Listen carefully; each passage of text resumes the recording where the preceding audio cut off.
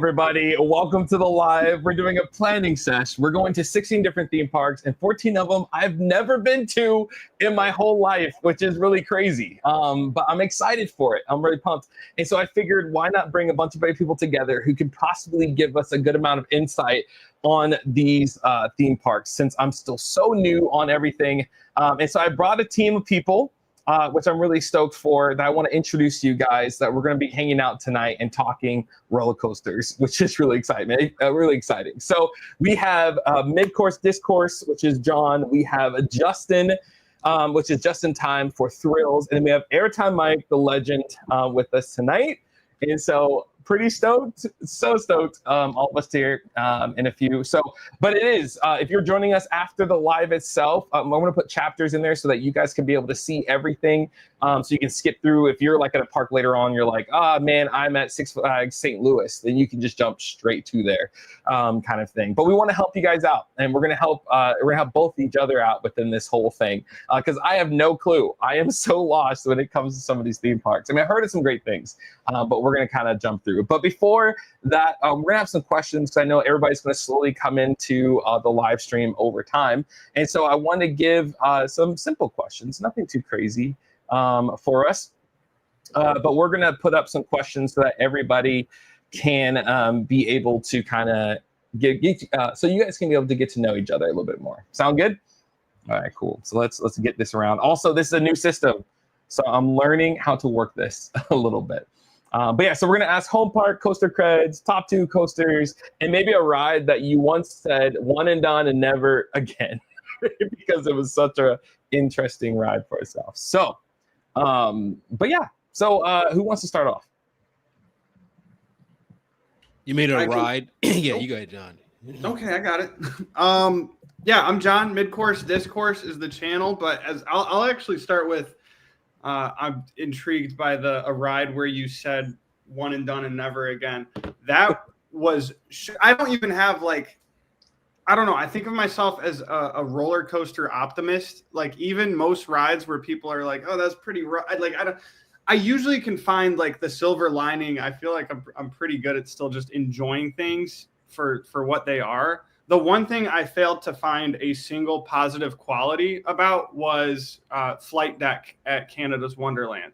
Having been on a few Vekoma SLCs, that one shined not above the rest, below the rest, for just being, it was like just being in a 3-minute boxing match. And why would you wait for that? Why would you pay for that? So that would definitely be my one and done, never again. Unless something miraculous happens, I do not see myself riding flight deck at Canada's Wonderland ever again. Touche. What's your coaster credits? How many have I been on? Yeah. Or do you not count? I do, but I don't think it's terribly accurate. But it's small. It's like 140, 130 or so at this point. Humble beginnings. Yeah, we're all pretty much starting out, well, except for Airtime Mike, but we're all pretty much like a year. We're like newborns into the field. This is kind of great. So Airtime Mike, what about for you? One and done. Or just any of the questions. You can answer as many questions as you want. Yeah. So the one and done credit got dismantled, as it should have. This was at Six Flags New England. Anyone has ever ridden Goliath, the giant inverted boomerang that they had there, almost broke my back. I know you talk about you got back issues. This literally almost broke my back. Once I got off it with those awful Premier trains that they swapped out for the but it was awful, rough, janky. I know people were probably expecting me to say free spins, but those are also in the same category as one and done. But that Goliath was so bad, I had to get helped off the ride. Once I got through, there was I met someone at the park that day. Didn't even know, didn't even know he was there. And he was like, "Are you okay?" I literally crawled through the exit and laid on my back for 5-10 minutes, wondering, why does this coaster even exist? Yeah. And I almost had I wanted to have a bonfire. So when they actually dismantled and took apart Goliath and they defunked it as they should have. I was celebrating. I'm not gonna lie. I was at home privately, like celebrating the demise of a roller coaster. Even though I'm a huge coaster enthusiast, some things no one should be susceptible to, and that was one of them. That was trash. It was utter garbage. One and done. Free spins are also one and done as well too. So, but they weren't. They're not painful. They just suck. That's what it was. Well, touche. Wait, what's your coaster count? Because that's currently at 515. So crossed the 500 threshold this year. About to get a whole lot more too. Headed to Japan next month and for like 16, 17 days. So it's a lot of parks, a lot of credits coming there. And then one of your parks that you have on here, we headed to Canada and later in August. So never been there, so I'm gonna get about. So this is a good year. I think I'm gonna get about 65 to 70. Or 75 like new credits this year. So on the way to 600. Hopefully I can get the 600 by the end of this year. We'll see. Yeah. No, for sure. That's crazy. Yeah, I feel like if I can just get past 200, I'm at 182. And if I get past 200, it would change everything. Not that it would change everything, but for me, it's like, man, I feel like I'm more of a coaster enthusiast if I do that. But then my one and done and never again was recently last year. I was like, you know what? I'm just going to ride Anaconda. I miss what it looked like. It was just, I was like, I just haven't been. I'm going to go in the front row because the front row why not? So I get on it and I literally had to take my fist and put it as a back support because it was such a terrible experience. And so I was like, I really was like, I'm not doing it again. But a mom walked up and she talked to her kids like, how was it? And the kid was like, ow. And that was their only response. Man. And I was like, yeah, never again. I won't do it. Because it was so insane. It was ridiculous. But yeah, Justin, what about yours? Oof, I don't know. I can't really think of a one and done and never again on the spot, really. I will say I said my farewell to Rip Ride Rocket. And man, that thing, I've done that multiple times. I used to actually work there at Universal Studios Florida. And it's a mechanical nightmare, as you guys obviously know, I'm sure. But I just went when I went to Epic a few weeks ago, and I will never do it again. So that's why I went down there mainly for Epic. But hitting USF2 IOA, I got off that ride and I said, I'm not even doing it. One more. That's it. It's multiple times, but I am not doing it tonight. So that's probably I've done it multiple times, but I'll never do it again. Coaster credits. Just check my log ride. I'm at 151 on that. I don't know how accurate it is. I'm a little bit like mid-course here. But currently my home park is Kentucky Kingdom. So they're making a lot of big movements out here, a lot of big changes with Hershen. So super excited for that. But I was born and raised in Florida. So I do claim, Universal, IOA, Busch Gardens, Tampa. Those are my true home parks. And SeaWorld. Yeah. Oh, my home park is Busch Gardens, Williamsburg, and Kings Dominion. I feel like you have to claim both of them when you live so close to here because you literally just do them both in one day all the time. Like if I go to Kings Dominion, I'm gonna stop by Busch Gardens on the way, like no matter what. It's just kind of super chill. My top two coasters real quick too. If you can't tell, number one is Coaster, a little bit biased, of course, and number two is Iron Gwazi. But I will say I haven't done Steel Vengeance yet, so take that with a grain of salt. Oh dang. Yeah, I've never done Iron Gwazi yet. I've done the old Gwazi. Yeah, that could be someone's one and done right there. Yeah, that was Yeah, I loved, mine's are Velocicoaster and Hagrid's, only because I'm a huge Roller Coaster Tycoon 3 addict from the olden days, and the way that it's made is exactly how I made my roller coasters. Like I would spend probably like 10 hours, 13 hours just on one roller coaster to make like every little thing nice. Like I made this pyramid roller coaster and I built all these things in it, put the fire in everywhere else, and like I loved it so much. So it was like I was riding a roller coaster I've never done, or like riding my dreams as a kid. And so I don't know. It was always so great. Actually, mid-course discourse. What's your top two? Currently, I'll actually go with Justin.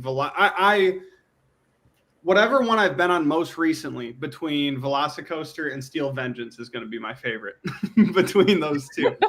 I think as a whole experience, Velocicoaster is bar none my favorite, just from the queue to some of the scenery elements and just the there's a narrative happening throughout the whole ride, and you don't get any of that with Steel Vengeance. But in my opinion, just as far as like a raw roller coaster, ignore the theming, ignore everything, Steel Vengeance is the best in that regard to me. So, but if I rode Velocicoaster today, it's my favorite. If I rode Steel Vengeance today, it's my favorite. So Yeah, I'm so. And my home park is Michigan's Adventure, which is the greatest, the greatest home of Woody's, only second to Holiday World, in my opinion. Maybe not, but so good. So I mean, I'm going to be going on Steel Vengeance. That's one of my top roller coasters. So and we're in a second. We're about to go through each of the different theme parks and get some of you guys' advice and thoughts and stuff.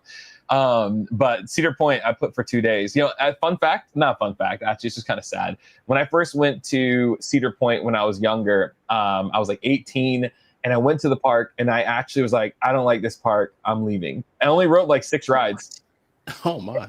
Look, okay, I was stuck up back in the day. I only have been, like, growing up, only went to, like, Disney World, Universal Studios, and Busch Gardens.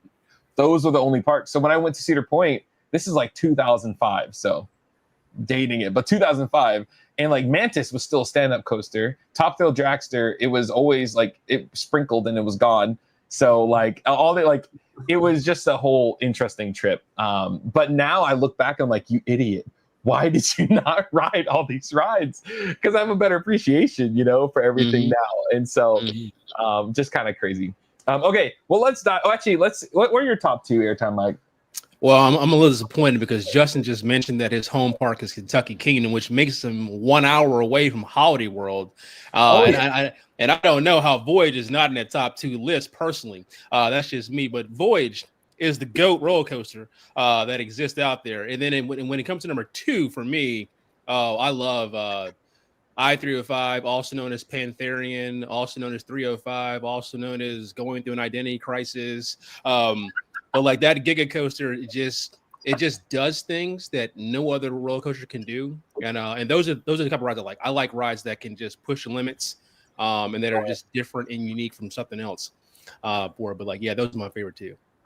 Yeah, and Mike, I got to chime in real quick. Voyage is at number 4 for me. So okay, we can work with that. We can work with that. Number 3. Okay, we can work with that. We can work with that. Okay, even better. We can work with that. See what Dimitri says. See all these different rides. I'm so excited because after this summer, I'm actually going to be able to like talk on each one of these. Like that's like because I literally have no clue, which is why we're doing this. Because it really is nothing's worse is when you go to a theme park and you have this fun time and you leave and you're bragging to your friends that you go to it and then they say and they're like, hey, did you ride this ride? And you're like, wait, what? That ride exists? And you're like, dang it, like I didn't know that was there, you know? And so I'm with this in this whole 16 theme park thing again since my back. I've been having problems with the past 2 years with my back and everything. It just keeps on getting worse and worse and worse. So therefore, I feel like this is going to be like the last hoorah, if you will, for me to do this. You know, do it now or never do it again. And so I don't want to miss those little cool things. I don't want to watch somebody else's show and be like, oh, you didn't ride King to Cop. I mean, that's too soon. hey, there's some sensitive people out there, man. When you talk about that King to Cop right there, man, be careful. I mean, thank God I got to ride it last year. Like, good grief. Like, that was like that. But because I didn't ride Top Bill Jackson, the original one, I had to. I was like, no matter what, I'm going to do it. But again, I don't want to miss out on that. And so the best way to get that is to have a group of people giving advice. So people in the comments, please, please, feel free, give us some advice as we're going to each one of these parks. Like, let us know what some of your thoughts are. We're going to be talking about what's a good food place? Where are the top 3 roller coasters that we want to go to? What's your first ride of the day? Because first ride is very complicated because I live at Busch Gardens. And so when people would ask me at Road Drop, I would say, well, it depends. Because if you don't want to wait in a long line, go to Dark Coaster because if you're going to get that credit, like that's the longest wait in the world sometimes. But then when it comes down to if you're like wanting your thrills, like go to Pantheon so you don't have to wait in a long ride, especially if it's a hot day. That middle area, have you ever experienced that, the middle area where you're like waiting in there and the heat, it's like a heat oven. But go to Pantheon, get Tempesto and Apollo's done in one area. So it's like the first ride of the day is a big thing. Also, what are some things that you're like, man, I wish I would have known? And so we're going to tackle each of the different parks. I'll put that back up there for us. But yeah, we're going to tackle each of the different parks on the list right here. And so we need your help. And also feel free to share the live, share, like, and everything else that helps us get the information out there. It'd be amazing if we had one person from each one of these parks, at least. That'll be pretty amazing and really awesome. But yeah, there's the lineup, guys. It's gonna be crazy. And also a big part of it, after each of the times when we go onto a theme park, we're gonna be here for a bit. But when we talk about one of the theme parks, we're gonna have a comment section or a time where we're gonna look at your comments and see some of your guys' advice. So this is very interactive. Let's talk back and forth as we go through it. Okay. Hold on 1 second. How long is this trip? Okay. Yeah. Great thing. So it's 30 days.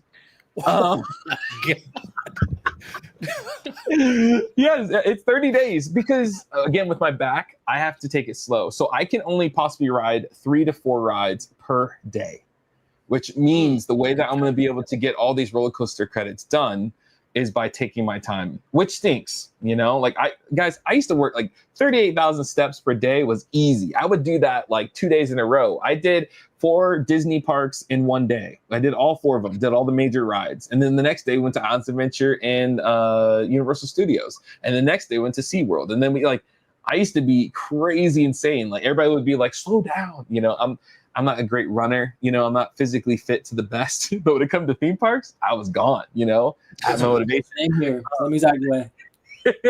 but that's what makes this a challenging feat for me, is because it's sad because I go to theme parks now and have to wait. I went to Coasters After Dark at Busch Gardens. It was actually pretty fun. The new video comes out tomorrow on my thoughts on it. And make sure to subscribe. Yeah, a little small plug, if you want to just jump in there for a little bit. But I went there and I had to take like a 2-hour break in between each one. But I got to do like 6 rides, which was awesome for me. But that's more than I usually do. And so that's why we're taking this 30-day long trip, trying to figure things out. And I got to figure out the hotel situation. We're working on it. If you have any tips and tricks on hotels, please let me know, because that's going to be really huge. Oh, well, I see some Darien Lake in the comment. Okay. Yeah, Zion, this is a long trip. It's going to be insane. But here's the deal. If Alpine Fury, or if I said that right, if that doesn't open, I can at least be flexible. So and they're testing it, yesterday, right? Full cycle test for the first full cycle test. And then this is a year for me to do this road trip because like Siren's Curse, you have Top Thrill Dragster 2. Please stay in working order. This is what I'm talking about. So you don't know this, or you may not know this, but I was talking about that, right? Like how I was talking about how parks, when they make new announcements for rides, how important it is to have it ready by opening day. So like someone like you who had just planned this wonderful long trip, 30 days is crazy. I mean, you said you basically just took a month. Like, hey, listen, I'm just gone for a month. Like lock the door, come back, man, cover the furniture up. You know what I'm saying? Like, get back and dust it off later.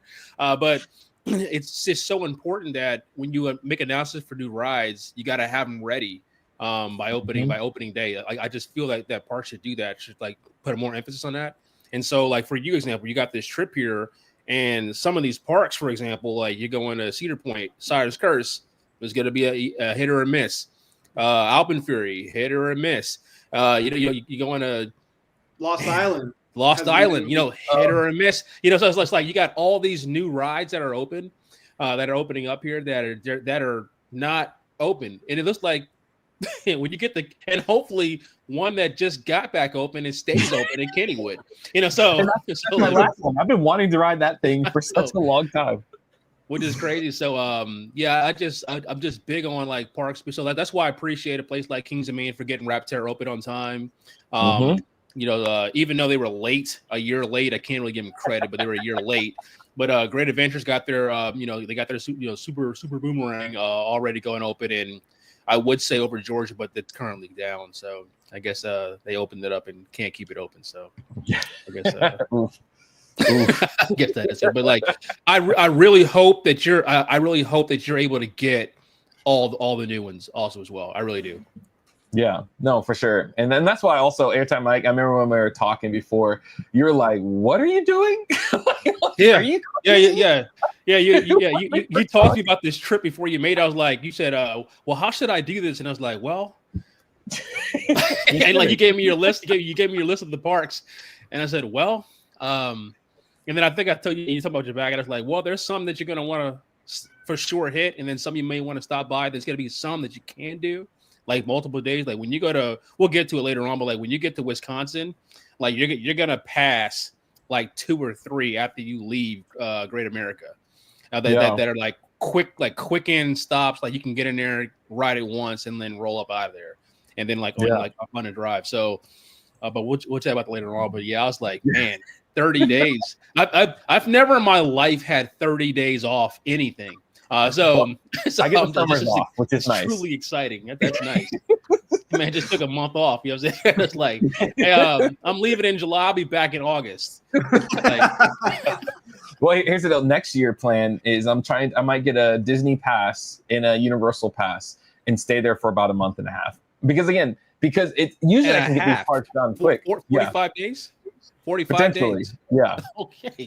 Only because we'll see how this goes, but only because if I can only be in a park for like 4 hours a day, if I'm going to do everything, let's get it done with, and do it really well. But we will see, because that's crazy. Like, this is crazy. But I feel like that's even crazier because it's gonna. You're on the level of like that's so mid, Riley. I'm gonna get you in touch with him so that way you can spin his wheel, and then like we'll see how you guys can like navigate and map a trip together or something. Oh yeah, he's insane, especially with. Yeah, I'm gonna chat with him about that, because you guys are on different levels compared to most people, which is awesome, by the way. Which is great. By the way. We'll see by the end of it. There's probably gonna be some tears. There's gonna be some moments. I'm gonna sleep in my car. 3 pair of shoes.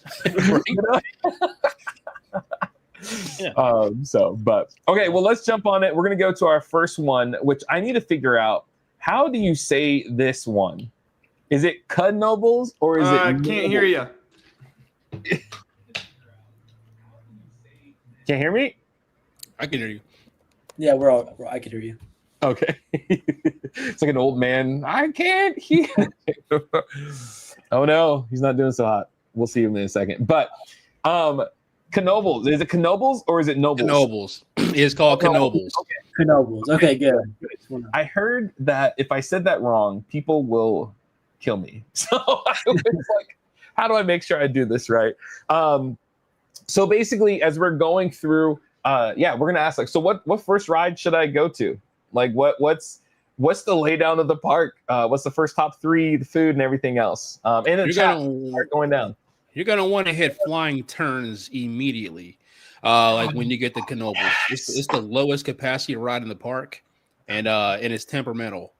So it's the only wooden bobsled like in the USA. So you're gonna want to go straight to the depending. There's no like real entrance to the park. I was about to say go left or right, but it depends on when you walk into the park. It's kind of centered in the park, so you're gonna want to go to Flying Turns as soon as you can, so that way you can like the rest of your day can open up, and you're not waiting like an hour and a half to get on Flying Turns. Oh dang. Okay, yeah, Flying Turns is definitely one that I'm so stoked for on so many different levels. But see, that's the scary thing. You don't know if the ride's going to be open or not. But here's the deal. Since I have time, I'm able to like kind of like go back and forth. You know what I mean? Like I can just take another extra day or 2. Because I don't have to actually be back until like August. Technically, like August 18th. So, but Justin, can you take a month off and just come back? I certainly cannot. I can barely take a week off in my current job, so that's pretty nuts. Oh my gosh! Well, I work in the school system area, so it's like a teacher kind of thing. So it works out. It just works out well, But hey, I haven't had summers. Well, I guess no one has had summers off, so. I won't jump into there. I think people in the chat are going to be like, who that? Right. But Knoebels, okay, so I got that Flying Turns. That's good. That's always so helpful. What else? Where's some thoughts? I think from what I've gathered, like Phoenix, if you haven't ridden Phoenix, you're not a coaster enthusiast. That's just how things are. And I'm in the same boat, Dimitri. Like for me, Flying Turns is such a rare thing. Like I hear so many people who visit the park, it's not even open. Like if it's there, you have to do it because there's probably not going to be, another handmade wooden bobsled in our lifetime. So like do that. Yeah. No, for sure. No. Do you think I'd be curious? I'd be curious if anyone like in the chat or anyone watching, or even Mike, if you've done all these, just like how you'd kind of prioritize once you get past something like Phoenix, Flying Turns, things like Impulse versus Twister. Like I hear really good things about both of those, but I don't know what I would put first out of those. Well, the good thing about Knoebels is it's not a very large park. It's actually really small. So you can literally do the whole park in like 2 to 3 hours, provided you're like there in a weekday. So what, depending on the day of the week you have. So Black Diamond won't have a wait at all. I can tell you that right now. Impulse, if it's running one train, could be hit or miss depending on the day. Phoenix has tremendous operations because it's just a buzz bar. So they can like literally send a train like every like 15 seconds. Like the way it is, like they can dispatch in like 15 seconds. So like they get people on and off. They just come by one person, they just lift it up and they just let you go. And there's no air gates on these rides. So like you don't have to wait for air gates to open. So you just kind of just step in and just ride and throw your stuff on the platform and then go. That's all it is. Wow. But like there's not a lot of roller coasters there. They got a lot of flat rides that are kind of unique as well that you're going to want to try out. If you're in the flat rides, they got one of the best drop towers there also as well. It's a Larson, but it's really good. Like there's the Stratosphere, it's really good when you get on it. But I'd say if as John said, if you get the Flying Turns and you get that off, next to Flying Turns is like right in front of it is Phoenix. So like go grab Phoenix, then you can like walk down a little, I call it a little corridor, street, whatever, past the water park and go get on Twister. And then after that, I mean, like, you know, like I said, no one's going to be a Black Diamond. You're going to ride that. That's going to be the question, that's a one and done. Trust me when I say that's a one and done. It's not a bad ride. It's just boring to me at least, but it's like a one and done. And then after that, you can like chill, man. Like you can like the park is it's unorthodox. They're like there's no front gate, there's no security, there's gonna be people walking their dogs around. No security, dang. What? There's no security. Yeah, there's no front gate. We're like a carnival in the middle of the woods. Wow. There's no there's no walkways. It's just gravel. And like tree. It's very unconventional. Yeah. Like you're gonna it's different. But it's got a really nice charm that you're gonna really appreciate when you go there. This is my first time really looking at the map, and that's one thing I was gonna ask before you said that, Mike, was like, is it a road or just like some public path you can see like from one corner to the other, bottom right to top left? It's just a public path. It looks like that just goes all the way through, and like yeah, it's kind of weird. Like, you know, it's like a it's it's like a campground, basically. Like that, it's like a campground with a music park in the middle of it. Basically, what it is. So, like, you'll see some different events going on, also, like while you're there. But you can literally, like, coaster-wise, if you're a credit person who credit hunts, you can get them all. If you're on a weekday, you can get them all in like under like an hour and a half, like 2 hours. Oh wow! Like provided you get the Flying Turns first. But if you want to like just kind of just take your that's a good day to take your time. So that's a good park to start off with. Because you're not going to be sitting around in heat either. It's very well shaded, lots of trees. It's got a lot of really nice aesthetics when you look at it, and definitely get on the ski lift too. So the ski lift takes you to the top of the park, and you can see the whole park from the top there. It's really slow, but you can see the top of the park from up there, and it comes down. So like you get some amazing views. Amazing. It's got a ski lift. It's pretty cool. Amazing views up there, like while you're up there. You're never more than like 20 feet off the ground because Pennsylvania is very hilly. So you're at the top. When you're at the top, you're like you can see the whole entire park, but you're like 20 feet off the ground. It's just on an incline. So wait, how much? Is it like too expensive? Because you have to pay per ride, right? Well, two options. So you can pay per ride, or you can get an all-day wristband, depending on what it is. So. When I've gone to Knoebels, I just get the all ride disc band. It was expensive last time. Well, at least for me, at least me, it was like $65.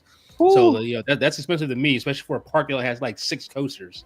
So it was like, but you can ride as much as you want, and you don't have to worry about that. Or if you can budget it, you can plan it out. Like say, hey, I want to get 1 on Twister, 2 on Phoenix, 1 on everything else, and you can save yourself some money. And that'd be a good, like, there's no parking. You don't have to pay for parking. You just park your car. So like, you don't have to worry about that. And the food there at the park is relatively cheap too. Like everything's like under like $6. Okay. Dang. So all right, that's good to know. Okay, so anybody in the chat? Anybody see any comments on Knoebels? you can go swimming too. They got a pool. Like they have like a diving board. They got a diving board, like a diving board. like diving board is like seems like it's going to be the craziest, interesting park. There are no laws in Knoebels. Yeah, it's really weird. He's right. Like he's right. Like it's like there's no entrance. So like I'm telling you right now, like it's gonna be weird. Like there's no gate. You just go in there. you just walk in. I mean, it really is.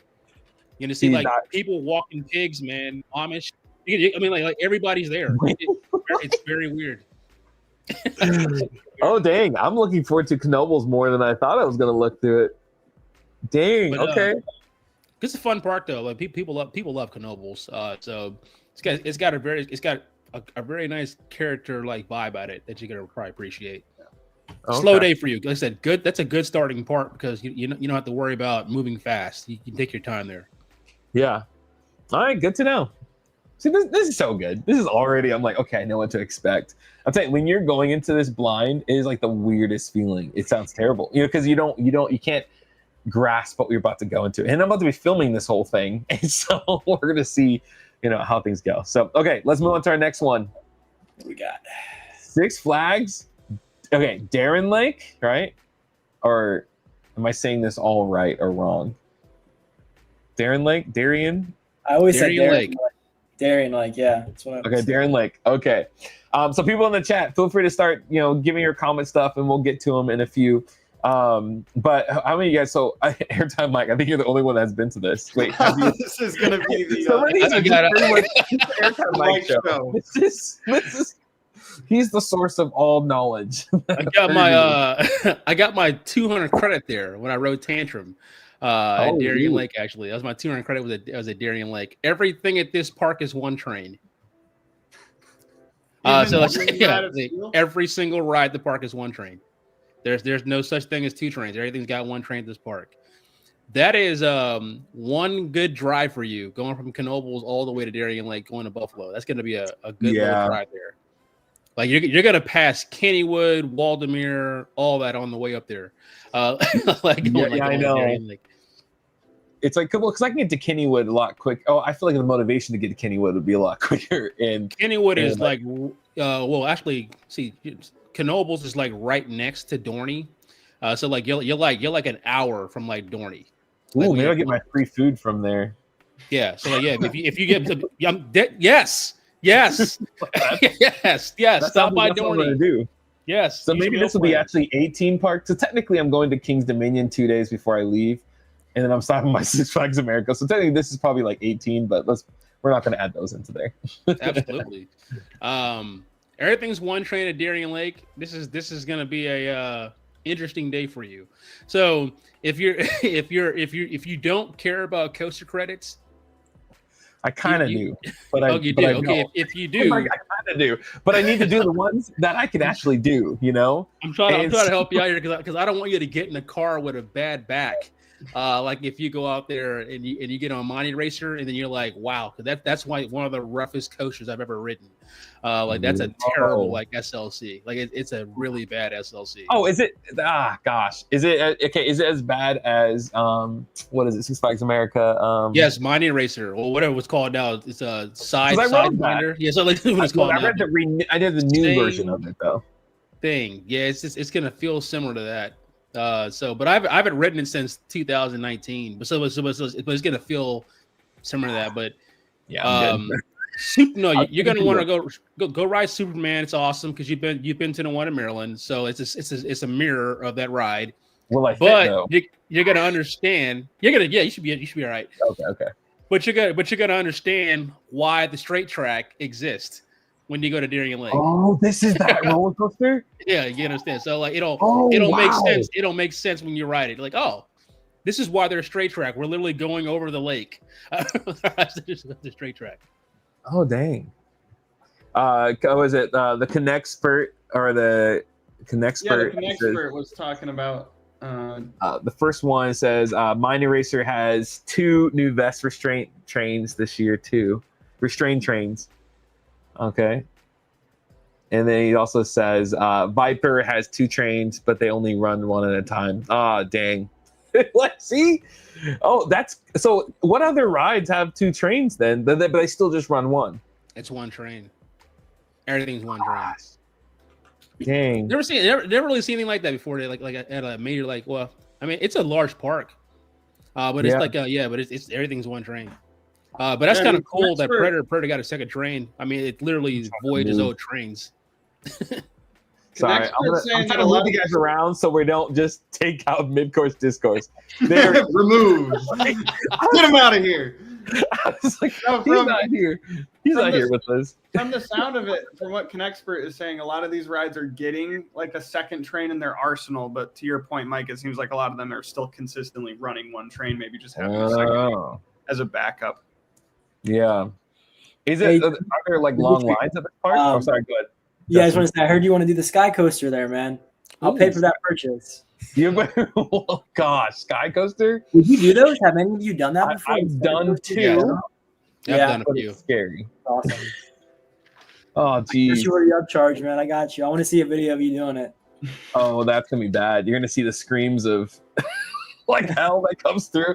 When I went on, was my first flying coaster was in SeaWorld, Florida. And Manta.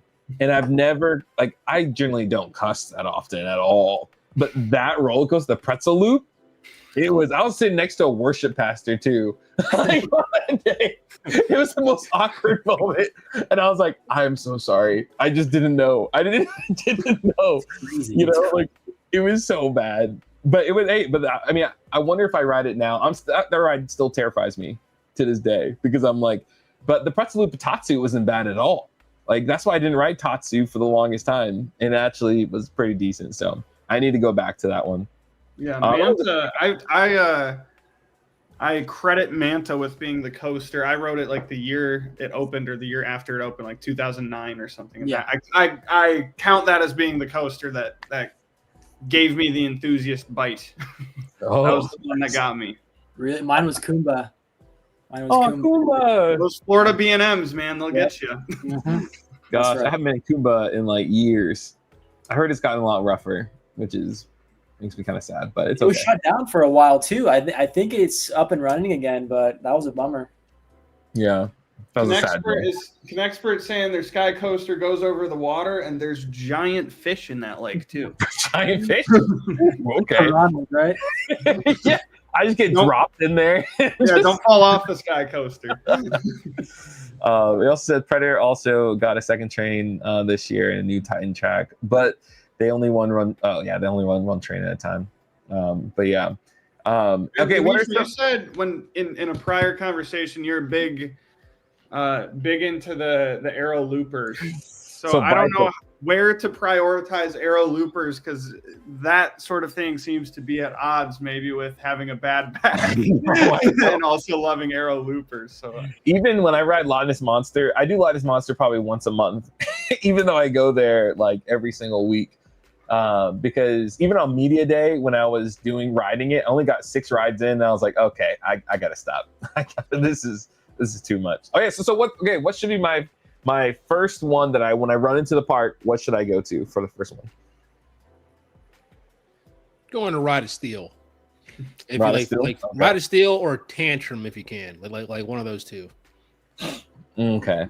Tantrum's kind of is kind of like near the entrance. So but Tantrum or Ride of Steel, for sure. Okay. Dang, that's gonna be crazy. Viper is actually a pretty good arrow looper there, though. Like I did enjoy my rides on Viper. Okay, so I'm at least looking at 3. We got some good. A lot of rides have delayed openings until 12 p.m. This is what I mean, man. Like it is. Look at this and they all got one train. I'm like, what are we delaying? Does even Tantrum run one? That's not even one train. That's one car. Does it do one car? You know what? Well, when I was there, I think it had 2 cars. I think Tantrum's one of the ones because it's a Gerstlauer. I think it had 2 cars when I was there. When I was I'm pretty sure it had 2 cars. Oh no, I got to pull the video up. I got to find the old tour ride video. Pull it up. Yeah, Like, that was one of the remember, episodes, man. Like we I had some friends with us, and like we were filming, and like we were making it seem like they were El Toro Ryan's kids. So like that was a fun episode, like the film, and that's actually really cool. Sweet. Knexpert saying that Tantrum ran 1 last year, but it looks like it's running 2 this year, so that's good. Sweet. That's totally noted. See, but luckily I have 4 fast passes because I have the VIP Diamond Elite things I paid during COVID. Oh, so, you're good, dude. Okay, yeah. So then I at least get to maybe use some of that over there. Yeah, you can use 3 on Rider Steel and 1 on Dandruff. Touche. We'll definitely, that makes sense. See, it's weird looking at these maps because part of me like, okay, I can't really tell what it looks like. I saw this one YouTuber that did something, and it looked like the park just looked interesting. It didn't look like it was a crazy intense. Oh, hey, you know what? Can we shout out the Knexpert, man? Like, man, this the knowledge that we got going on here, even though it's like bad news, but like the knowledge is like legit awesome. It's like fast passes don't work at Darien Lake. That's too good. What the heck? Yo, are you serious? Listen, everybody's waiting on these 1 trains. Everybody. That's skipping lines here. Wow. Okay, but, hey, this is good me knowing this now instead of feeling like I'm like uppity and just walking in with all this like just courage.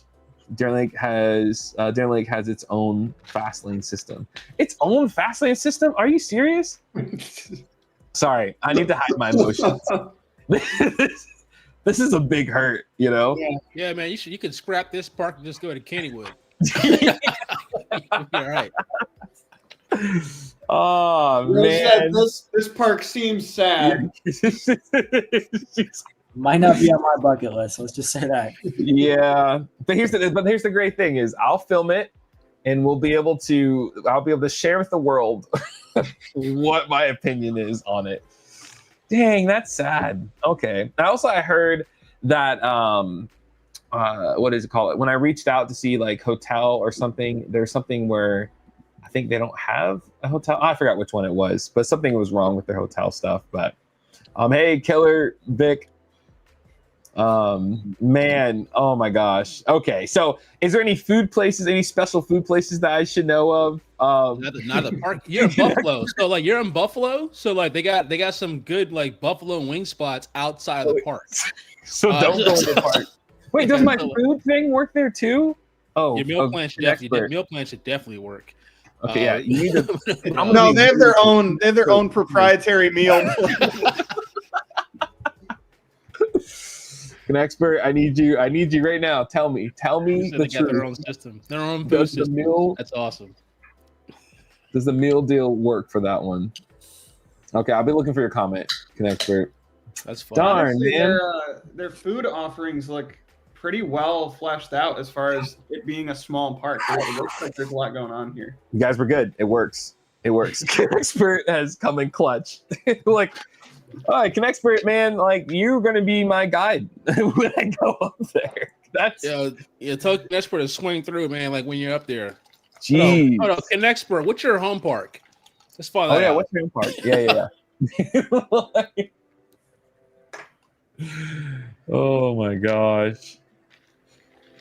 Okay. So food. I need to go outside the park. No, I'm still eat the park. I eat there, but man, you're in Buffalo, New York, man. So yeah, the birthplace of buffalo wings. Oh yeah, you might want to. They just call them wings over there. If you just get wings, they're gonna come buffalo flavored. They have a new cone witch this year, which is basically a viral mac and cheese cone at Epic. Oh, they also have that at Disneyland. And the ones that are shaped in the cone. The cozy cone, right? Cozy cone. Yeah. They have one of those. Those are good. Yeah, those are good, man. Oh, dude. Okay. So I have a good expectation for Six Flags Darien Lake now. Knexpert, what is your favorite food? Oh yeah, favorite food. Oh yes. If you can just go and eat one meal, what's it gonna be? They have an Anchor Bar. They have an Anchor Bar original chicken wings inside the park, and they take the meal plan. Okay. There you go. That's what I'm saying. They just call them original chicken wings. They're not going to call them buffalo wings. It's just wings to them. That's all a wing is. If it's another flavor, there's something wrong going on. Yeah. Good point. See, that's a pretty good point. So I never knew that buffalo wings came from Buffalo. Or are you guys just like Josh and me? Or am I like just in my own little world? I never knew that. It's Okay, legit. okay. I was like, You're not alone. what am I walking into here? Oh yeah, Expert, you never said, is this your home park? He did say at the beginning. I scrolled Oh, up. he did. Okay, my bad. Okay. Okay, so we've given Six Flags Darien Lake a lot of time. We should move on. I'm just sad that what is Predator? Oh, that's a wood coaster. Yeah, it's a hybrid wooden coaster. It's a hybrid. Not no. Listen. The other way. I'm telling you right now. Like we didn't mention it because you're not gonna like it. So like, we'll see. Wait, okay. So which one should I avoid?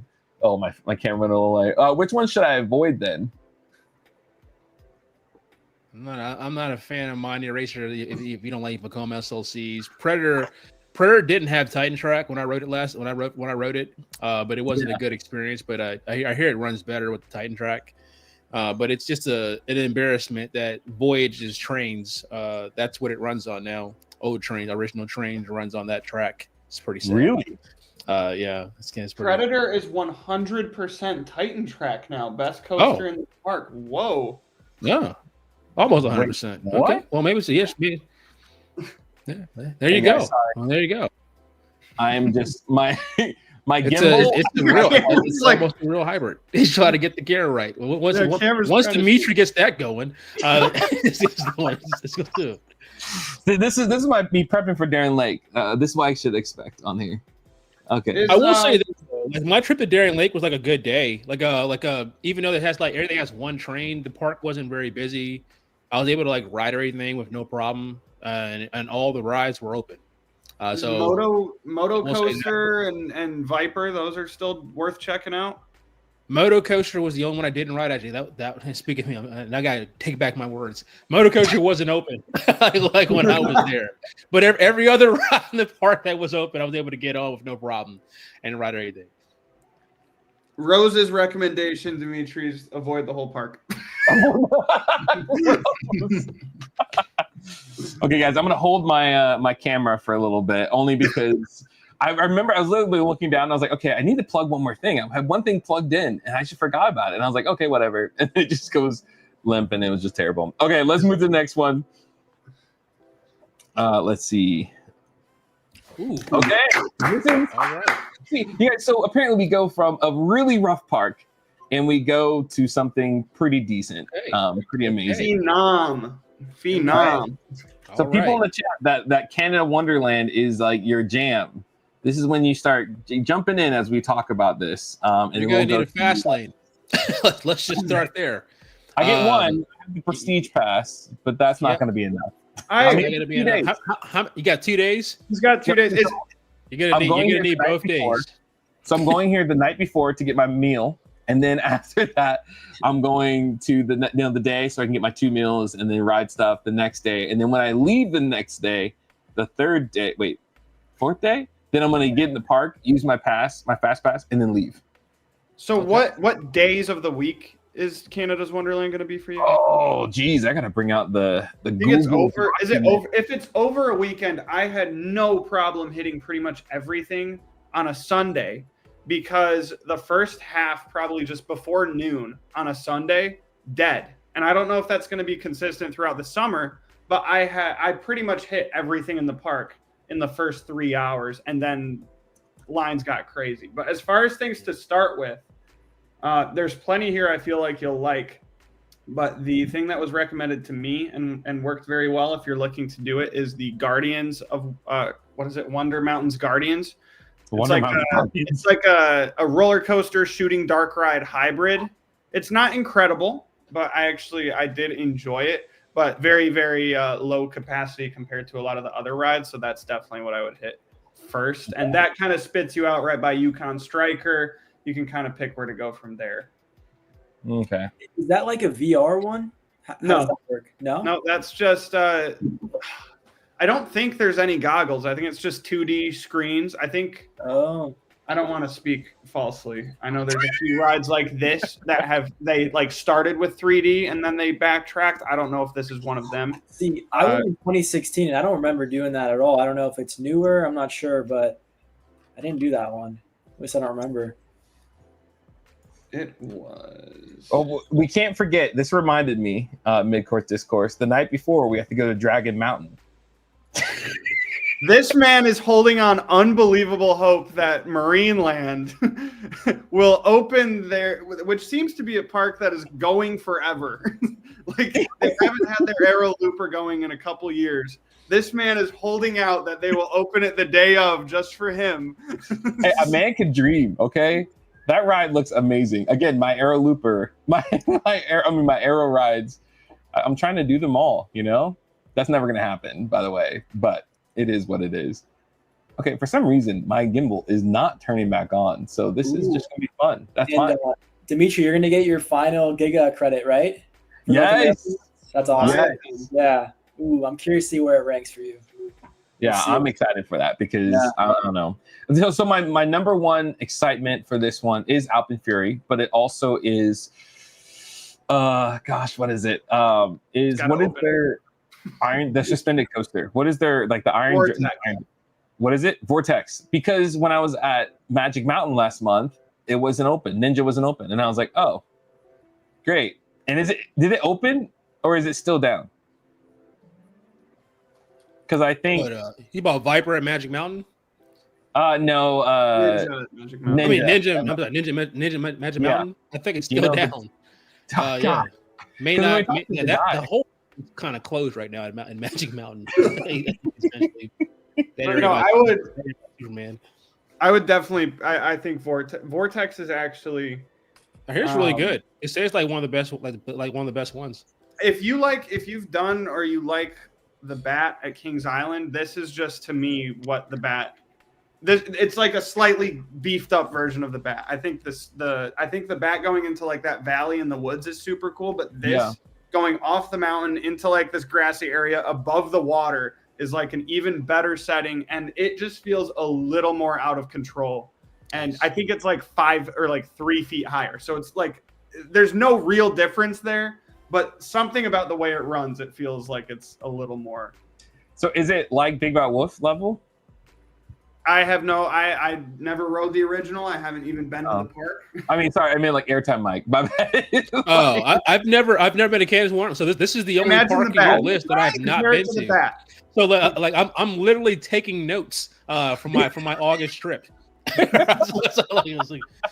So I'm literally like taking notes right now for the August trip. Yeah, no, Big Bad Wolf is I think is still going to be recognized as probably the best like aero suspended coaster ever built. I mean, they did have the best like aero looper too in Dragonfire also, which they tore down prematurely. Okay, we got a couple things. Couple chats. Killer Vic is saying if you want to save your spine, avoid Wild Beast and Canadian Mindbuster. I didn't ride Wild Beast or Wildebeest, but I did do Mindbuster, which has the name Spine Buster among locals. Ouch. So definitely wasn't a fan of that, but apparently they're doing a ton of I think it's GCI retrack this year, so it sounds like it's running decent. But instead of being a boring, painful ride, it's just now a boring ride, from what I understand.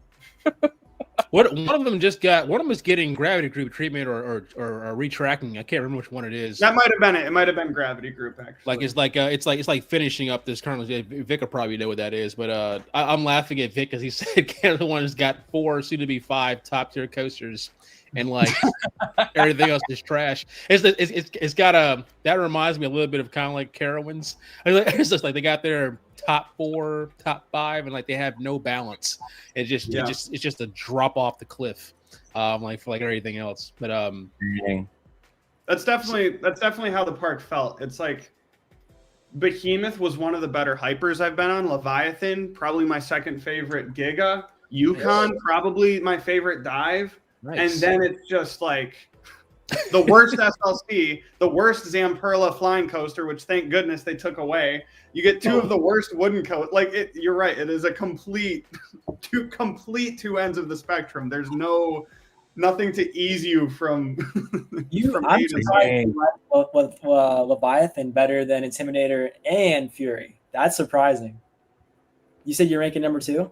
I put it number 2. I haven't been on Intimidator. That will be that's my asterisk. I'll say the ones I've done. I would do Fury 225. Yeah. Then I would do Leviathan above both Millennium Force and Orion. I would put Leviathan well above Orion. Feels slightly more complete, and it has more of a mix as far as being both like a twister and still airtime kind of oriented ride. And I feel like Orion's more one-sided.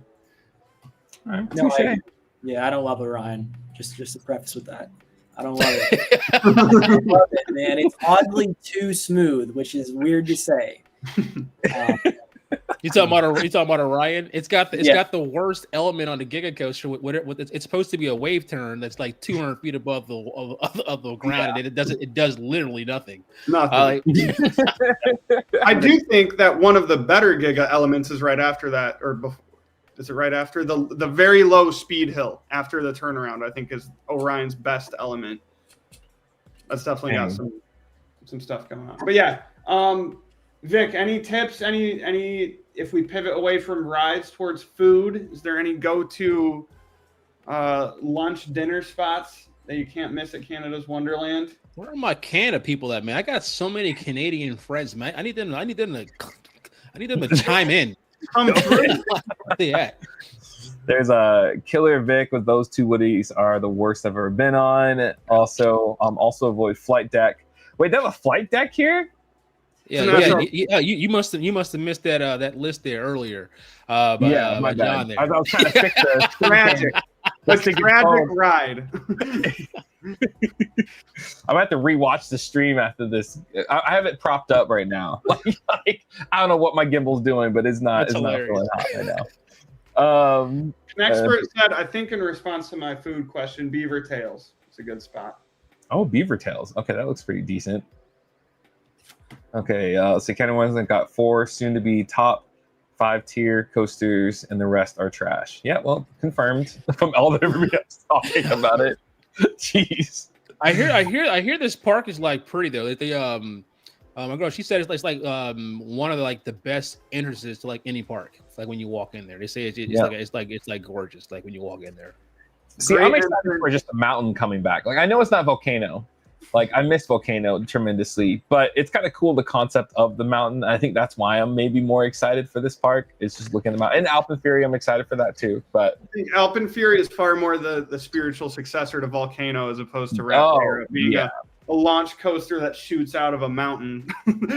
Feels. I know. But yeah, it's a gorgeous park, and it definitely has that that Taft Broadcasting charm that you get with King's Island, King's Dominion. There's a lot of that landscaping, beautification. It's just like a pleasant place. There's definitely better areas than others, though. I'll say that. For sure. And then Killer Vic also says no food place that I can recommend for Canada's Wonderland. As in you don't eat a whole lot there, or you hate it all. Okay, so then does my no, this is not it is Six Flags, but your meal plan's good. Yeah, you'll be all right with there. Yeah, you'll be just fine. Cool. Okay, just wanted to check on there. Tons of I don't know what's good and bad, but tons of food options. Lots of flat rides at this park too. Lots of flats. Yeah, Midcourse was telling me that I should ride this one over there, and I forgot what it was. There's probably 5 that are worth riding, but the's 2 you got to do. One is the Husk, the Sledgehammer, which has like the claws that spin around and it will like flip it upside. Like it's a weird ride, but it winds up feeling something halfway between a drop tower and just like a spinning ride. And then the one that floored me, maybe not floored, but I expected it to be worse based on how slow it is, was Tundra. I think it is Tundra Twister. That huge like log pendulum thing, and it kind of rocks back and forth. And it doesn't look like it moves that fast, but the sheer height that pendulum reaches is strange. Like you're right next to Yukon. You're right at the height of a lot of like where the layout is, and you're also sometimes getting like pitched upside down, right side up. It's could not recommend that one enough. Some of the other ones, some of the other unique flats looked a little too flippy, spinny for me.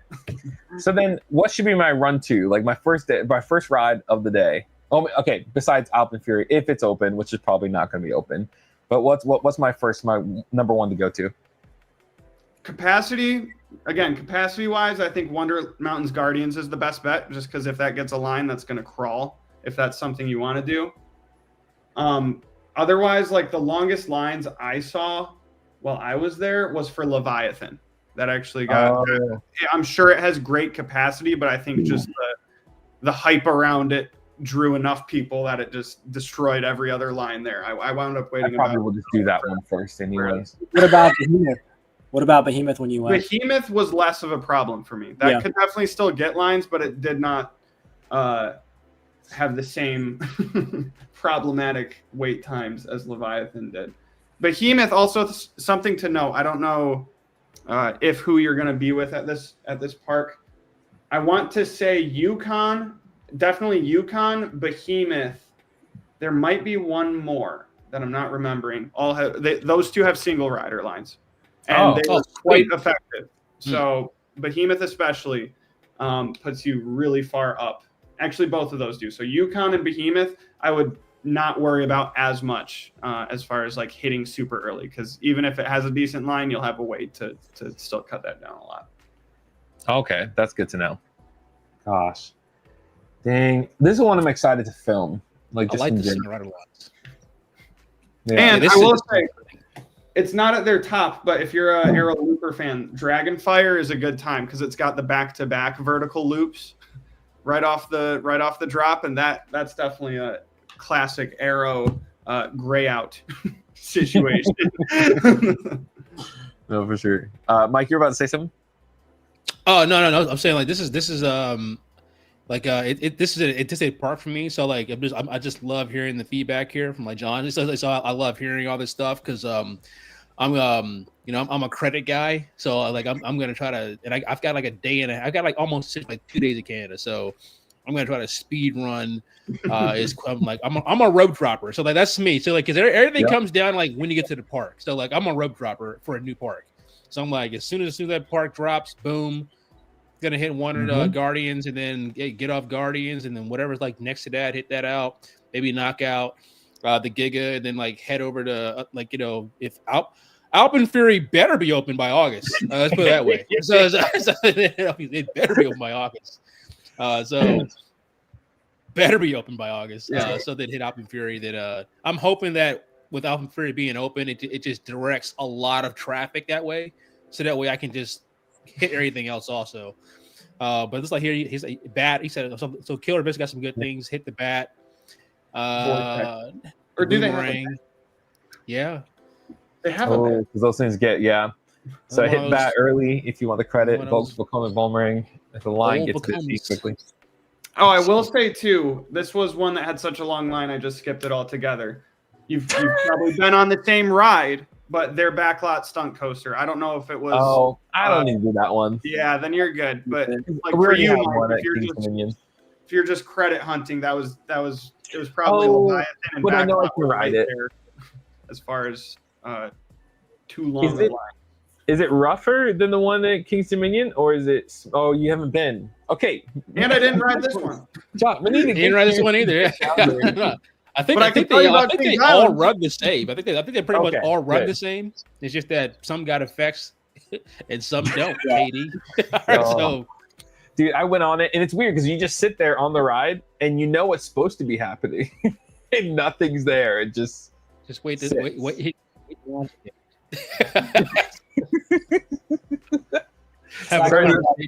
It's actually Queen City Stunt Coaster now too over at Kings Island. Oh, that's right. Yeah. I wonder if they're all going to do that now. Like, I wonder if Toronto's going to do like their version of like whatever they got going on in Toronto. And then when Kings Dominion like updates there to like Jungle Expedition, the maple leaf stunt coaster. Probably Hockey Hall of Fame too. They'll have all that somehow. Trust me on that. That's hilarious. Oh gosh. Okay, well we're gonna move on from Canada's Wonderland. We have a good amount of information on that. Okay, our next one. Cedar Point, some big ones right back to back.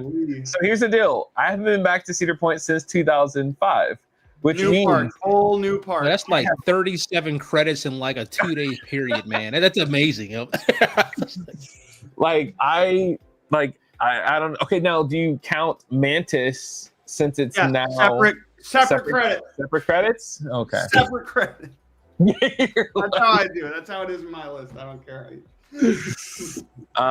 And so my main one that I want to get to, I mean, gosh, they're all main ones. I mean, it's still Vengeance, Top Thrill 2. What is the other one? Oh, see, I don't even know all the names. What is the First will be open by then. Yeah.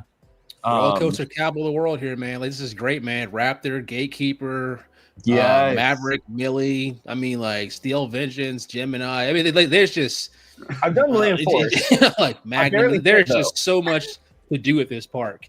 That is just a good time. So I have 2 days in this park also. This is going to be quite a transition when you ride Yukon Striker and then get on Valraven. Like that's going to be something for you. It just, I'll say, having done Valraven before I did Yukon, riding Yukon felt like what they should have done. Like that felt like the realized version of that ride. But, Rose, she's like, I'm realizing. Hey man, I'll say it. I think they knew it too. But no, to Mike's point, you could be here for like 5 days and have every minute booked still, and it's only filled with phenomenal rides. Dang, what are some ones I should avoid from here? Like, what are just bad ones? Oh, there aren't really any bad rides in the park. Your corkscrew's not good. Oh, I've done that one. That's good. That's about it, honestly. All right, duly noted. So you're saying I should have stayed here 3 days instead of You 2? can make it happen in 2. The biggest, I don't know if there's necessarily a rope drop ride here at this point. I would say it's either Top Thrill 2 or Steel Vengeance. But the bigger thing just for combating lines is just understand that this, even though there's Magnum Gate, 95% of people are going through the main entrance and they will hit Gatekeeper, Raptor, Valraven, and they will just be there for the first couple hours. Just go past them and do the reverse. You start in the back and you go to the front as they kind of do the opposite. That's kind of my biggest tip there. Yeah, I don't need to do your Raptor. I wasn't that impressed with Raptor when I wrote it. That sounds terrible. But also, I had Alpengeist. So for me, Alpengeist versus Raptor was like, I don't know. I just felt like I had a little bit more. You do Montu, or if you do Montu at Busch Gardens Tampa, if you do Banshee too, those are definitely superior. Yeah, Montu almost. That was a one and done of the day. I loved it, but that one was like, it was so intense. I felt that was more intense than Alpengeist. Man, that's the point. Yes. That's in my top 10 coasters of all time, man. And that's when I did have a back problem. Yeah, Montu slaps. I love you some Montu. Yeah, because man, that was I got off and I was like, all right. So it's not bad ride. It was intense. Yeah, for your back specifically, you're gonna. I hate to say this because it's one of the best rides in the park for me. You're gonna want to probably avoid Magnum, just for your back. No, yeah, I love the ride, man, but like those triangle hills are gonna send you somewhere off to the side. Yeah, your back is gonna still be on the coast of Lake Erie by the time you're. And I take it back. Magnum's my one and done. So I just want. I love it. I think I'm the opposite. I feel like love Magnum. Last year. All right, last year or the year before. So I gotta give it another chance. I feel like I just figured out how to ride it. Like it was killing my thighs and shins, and then something clicked last year where it's just like, oh, this is fine. Like, yeah, because it's ejected air time. Yeah, it clicked in. You don't even care at that point. Awesome. But as far as starting with things, I do Top Thrill 2 or Steel Vengeance. Maverick can also get a pretty gnarly line. And food, I'm just putting my opinion out here because I know there's plenty of opinions going to be in the comments, and you guys will have your own. But for food here, I'm a huge fan of what they did with Farmhouse. Really good portions, good quality food, as well as Backbeat. for barbecue. If you like barbecue stuff, brisket, pulled pork sandwiches, Backbeat is phenomenal. I really liked Chicky and Pete's, but I haven't been there in so long, and I don't even know if they exist anymore. But that was a great like sports bar, sort of just. But those are my two: Backbeat and Farmhouse. So, Farmhouse, side question. Smashed potatoes are good there. Smashed By potato? man. Smashed potatoes, man. Really good. With Magnum versus what was the other one in Dorney Park? Can you compare those two? What was the other one in Dorney Park? Steel Force. So like you have one's Morgan and one's an Arrow. Is Arrows. Okay. Yeah, two different manufacturers. So because Dorney's one was not bad, but I remember being a Magnum. That was our last ride of the day. That's when we left.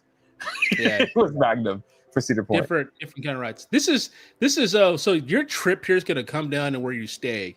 Like John highlighted earlier. So I call the first part of Cedar Point, the beginning when you walk in, I call it B&M Plaza because like that's where all the B&Ms are.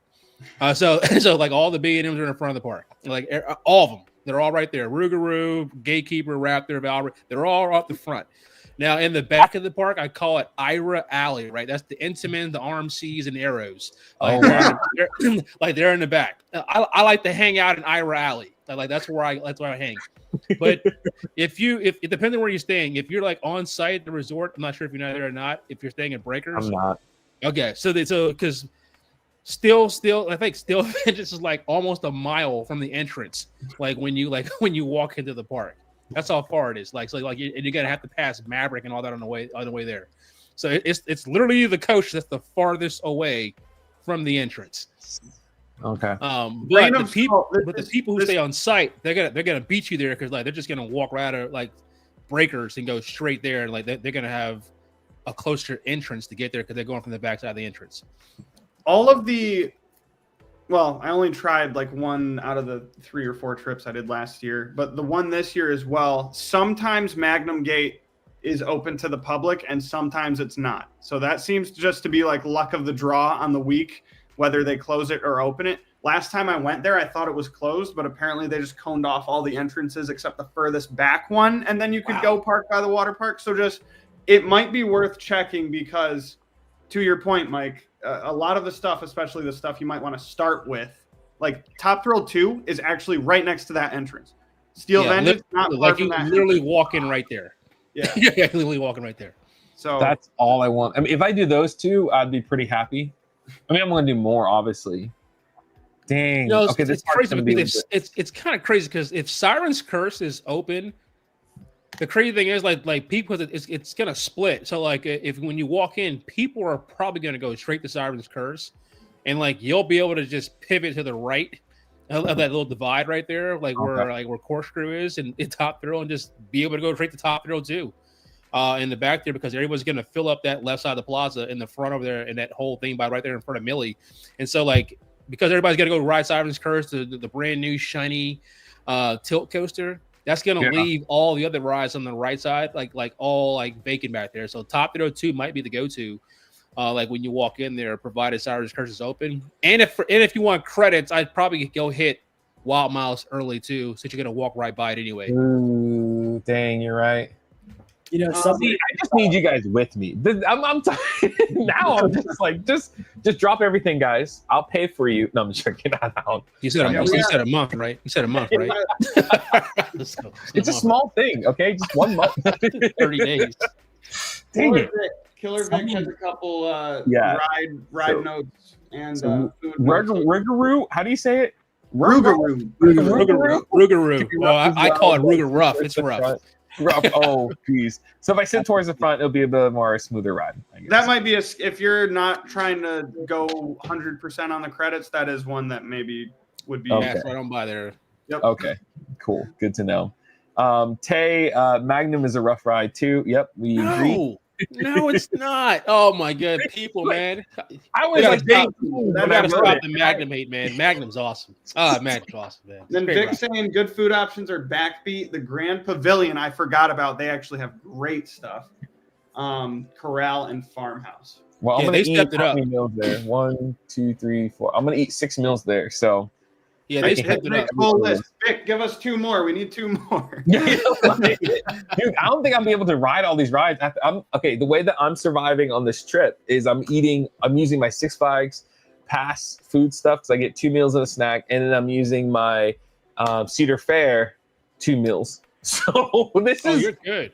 This is gonna be. It's interesting because for most of the times I can use it, but that's all I'm going to be eating at parks is really unhealthy food. Potentially, this is more of like a case study on what the long-term effects of amusement park food are on the human body. No, You just see me back. I agree with that. This is also a case of how to save money, also as well. Yes, they got to save money also as well. These tricks. That's exactly what that's what you're supposed to do on these road trips is eat the meal plans. I would say that Cedar Point's food, just like Kings Dominion and Kings Island, those parks have really stepped up their dining options. Okay. Spoiler alert for one of the smaller parks we'll be getting to shortly. I think we're just now this year, I feel like, starting to see that trickle down into some of the smaller parks too, as far as like the quality of ingredients and such. But I'll get on my soapbox soon. Don't worry. Yeah, you're about to be there. I'm excited to hear this actually. All right, Killer Vic. Wild Mouse doesn't have a fast lane option as well, so hit it earlier on the day. Okay, good. Well, great Wild Mouse, by the way. Very, very smooth. Good. It's almost more of just a spinning coaster, like Tantrum. Okay. Or not that Tantrum, Yeah. but It's right by the pavilion, right in front of the pavilion on the left side off the boardwalk. Okay. Something Perfect. that you need to consider too is what rides you want to do it during the night too. So you need to think about night rides because you can't plan out your night rides.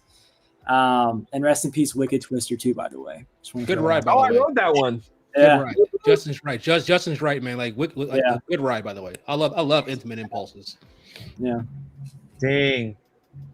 Okay. I love everything there, but I could not vouch for a better night ride at that park than Maverick, in my opinion. I think Millennium Force has great night rides, but there's something about going in that second launch just into pitch darkness. There's no light at the end of the tunnel. It's just, chaos. Those are probably the beautiful. Yeah, for sure. Yeah, I've never done any night rides here. Again, we left at like 3 p.m. of a day there. 10 o'clock, 10, 11, or? Huh? During the summer, it's got to be open till at least 10, right? 10 yeah, it's usually between 9 and 11, depending on the day and time of summer. Dang. Okay, we have another one. More. Yeah, just hang out back in Ira Alley at night. And then, that's where you want to be. Yeah, you like the Mavericks and the Steel Vengeance, Top 302. These are where you're gonna want to hang out at night. So the plan for Cedar Point is I'm gonna do 3 to 4 roller coasters in the morning, and then I'm gonna edit so I can rest my back. And just they have the VIP area, right? Like a VIP room, like Kings Dominion. Do they have an indoor one? I've got some bad news for you. So, unfortunately, you're spoiled at the VIP lounge at Kings Dominion. That's on a different level than any other VIP lounge across this country. That's just special. Yeah, Knott's Berry Farm didn't give me the free drinks. It was awkward because she was like, "Sir, what are you doing?" And I was like, "I'm just getting a drink." And she's like, "No, you got to pay for that." And I was like, "Oh, yeah." My bad. Every other VIP lounge, I don't know why Kings Dominion got the double level, indoor, outdoor, both. The air conditioning and the couches and but every other VIP lounge is solid, and they're all outside. They're not a structure. It's all outside. Maybe they're all outside. If you're lucky, lucky, they're all outside. You might get a water pitcher or something oh no! With the little cup, the little pyramid cup stacked on top. Yeah, Canada's Wonderland has one also, don't they? And I think it's also outside as well. Yeah, but I will need to change that plan. I will say with no, I think you'd actually be totally fine at Cedar Point. You can hang out in the lobbies to the hotel. What's the main one? Breakers. You can hang out in Breakers lobby, and there's tons of areas to sit, plug in, Wi-Fi, and plenty of these restaurants. I feel like there's a lot of indoor seating at some of these things, like Farmhouse. You might and the Grand Pavilion has good seating also as well. Grand Pavilion would be great. I think between the hotel lobby, Grand Pavilion, I think you'd have no trouble. Okay. Do they do fast lane if you stay at Breakers? Is that a thing there or no? I know they do early entry. Early entry, yeah.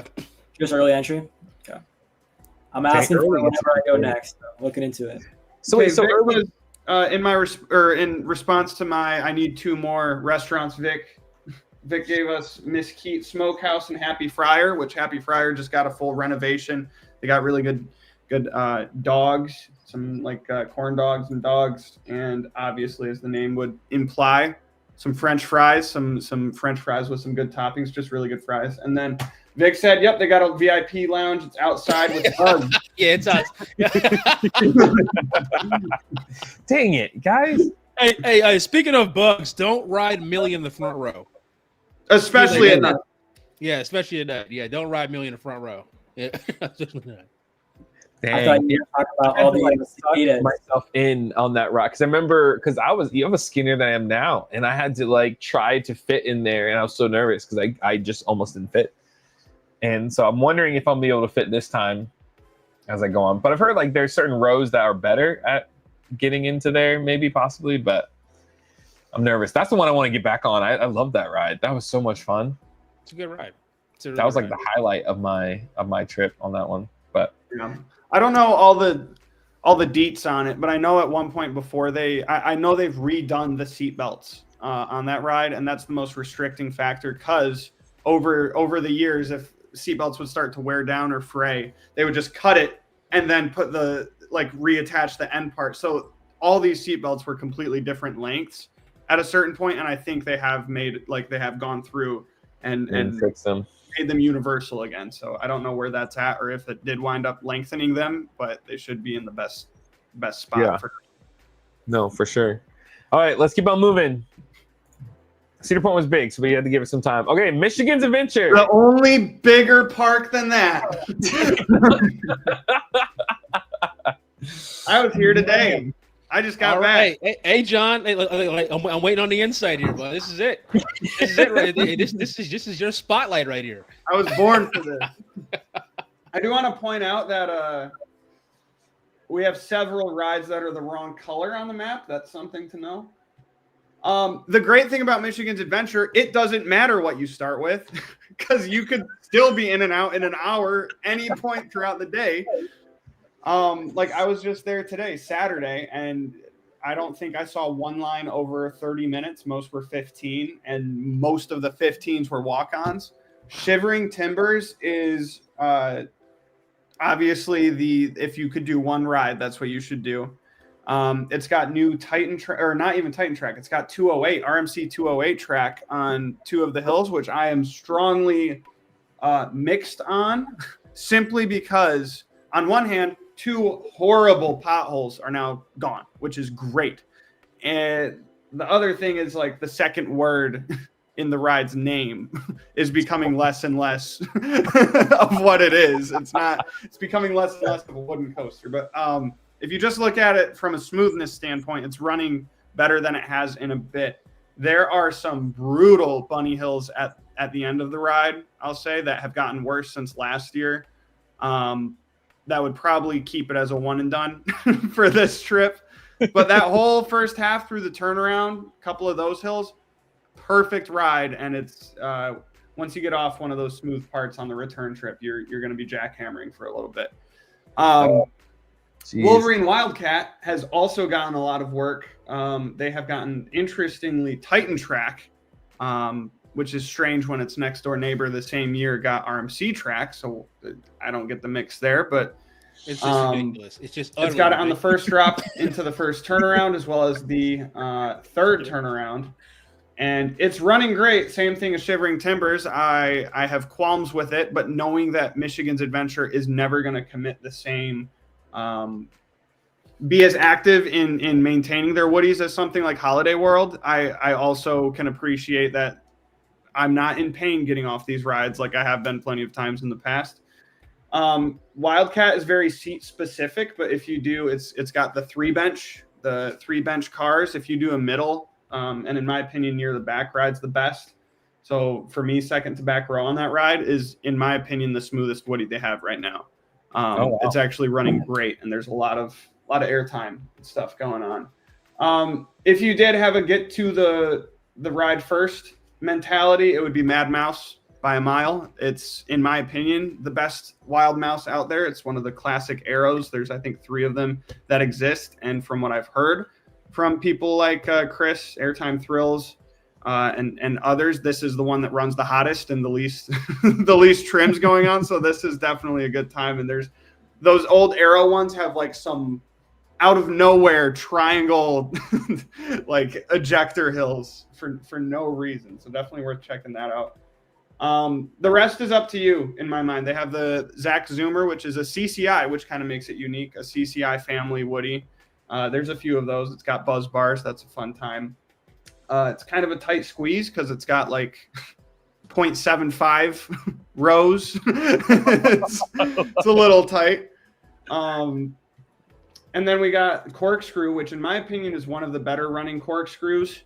Not the best one out there, but it's the shorter layout, only the two corkscrews, no vertical loops, none of that extension. But Dimitri, I know you like a good arrow looper, so that's a thing. And then their SLC Thunderhawk, I think it's the best SLC out there, at least out of the ones I've done.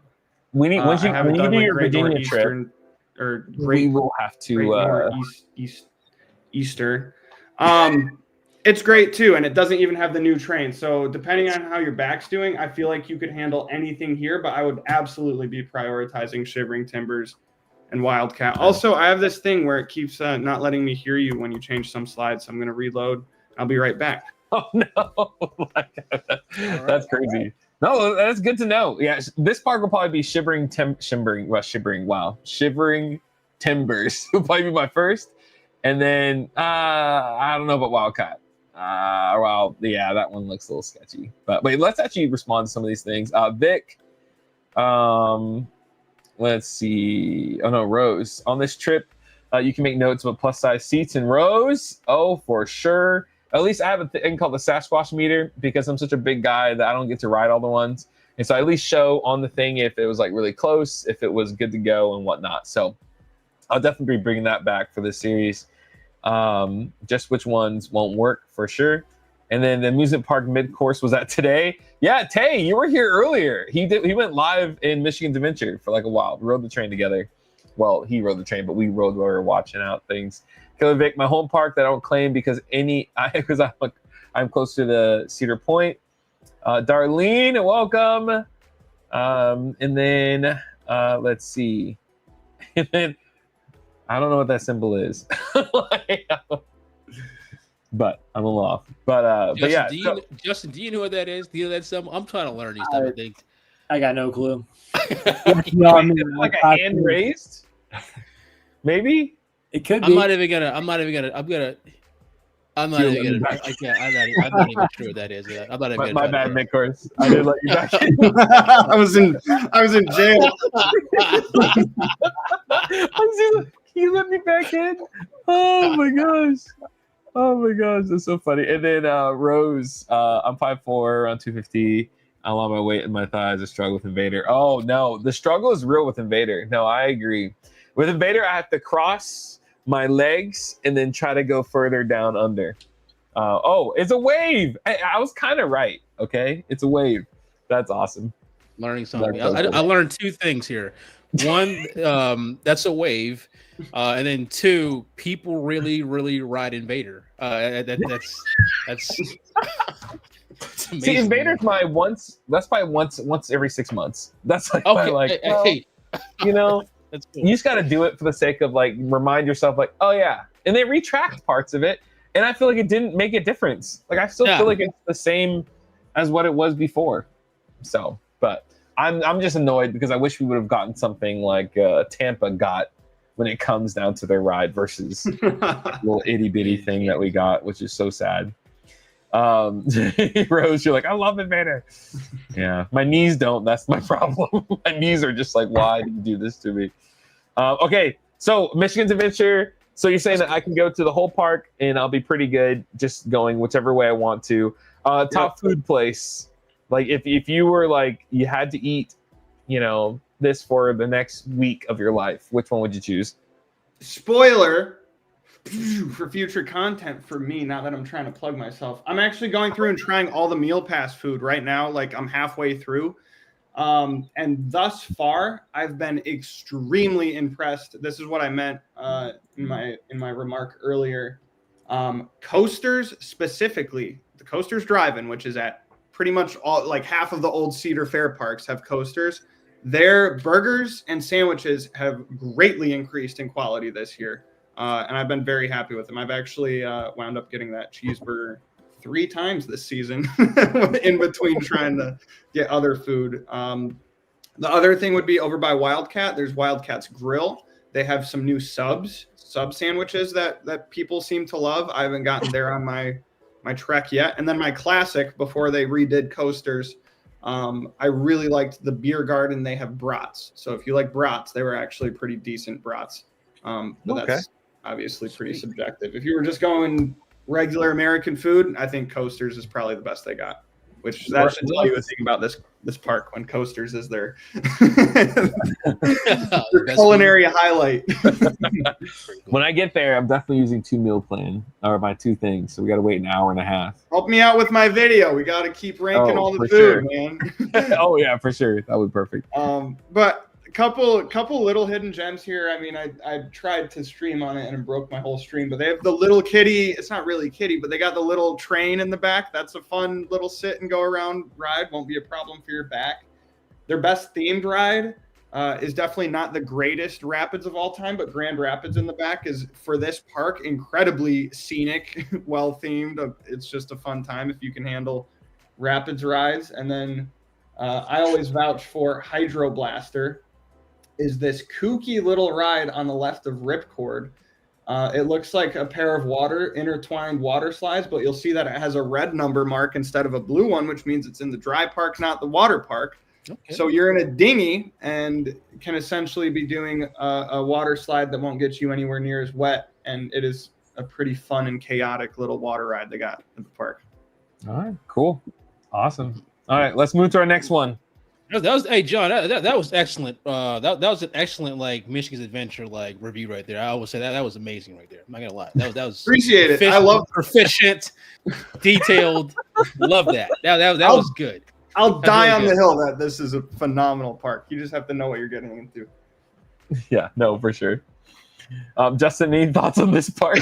Hey, it wasn't on my bucket list ever. I never thought I'd go to Michigan, but mid-course here has changed my mind, so I appreciate it. Hey, let's go. That's a W right there. Hold on, I got a question. How do you pronounce this? Is it Muskegon or how do you say the city correctly? You did it right. It's Muskegon. Yeah. And we alienate them too. They're over near Grand Rapids. They just do their own thing up there. We don't. They just do their own thing. Yep. Next one, Six Flags Great America, which seems like another powerhouse when it comes to number of roller coasters. It's not a bad ride. This park. You're gonna have to make a business. You're gonna have to make a business decision when you go to this park. Because I'm only one day. You got one day at this park? Yeah, I didn't know that there's that many roller coasters. I mean, I could go the night. No, because this is mid-course. This is when we are in our park. So we go to Michigan's Adventure, then we have a day off, and then we go to here. So. No. Well, here's the deal. The day off, I need my back to be like after Shivering Timbers.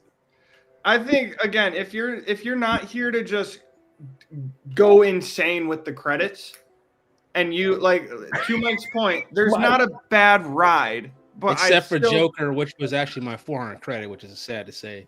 Avoid Joker.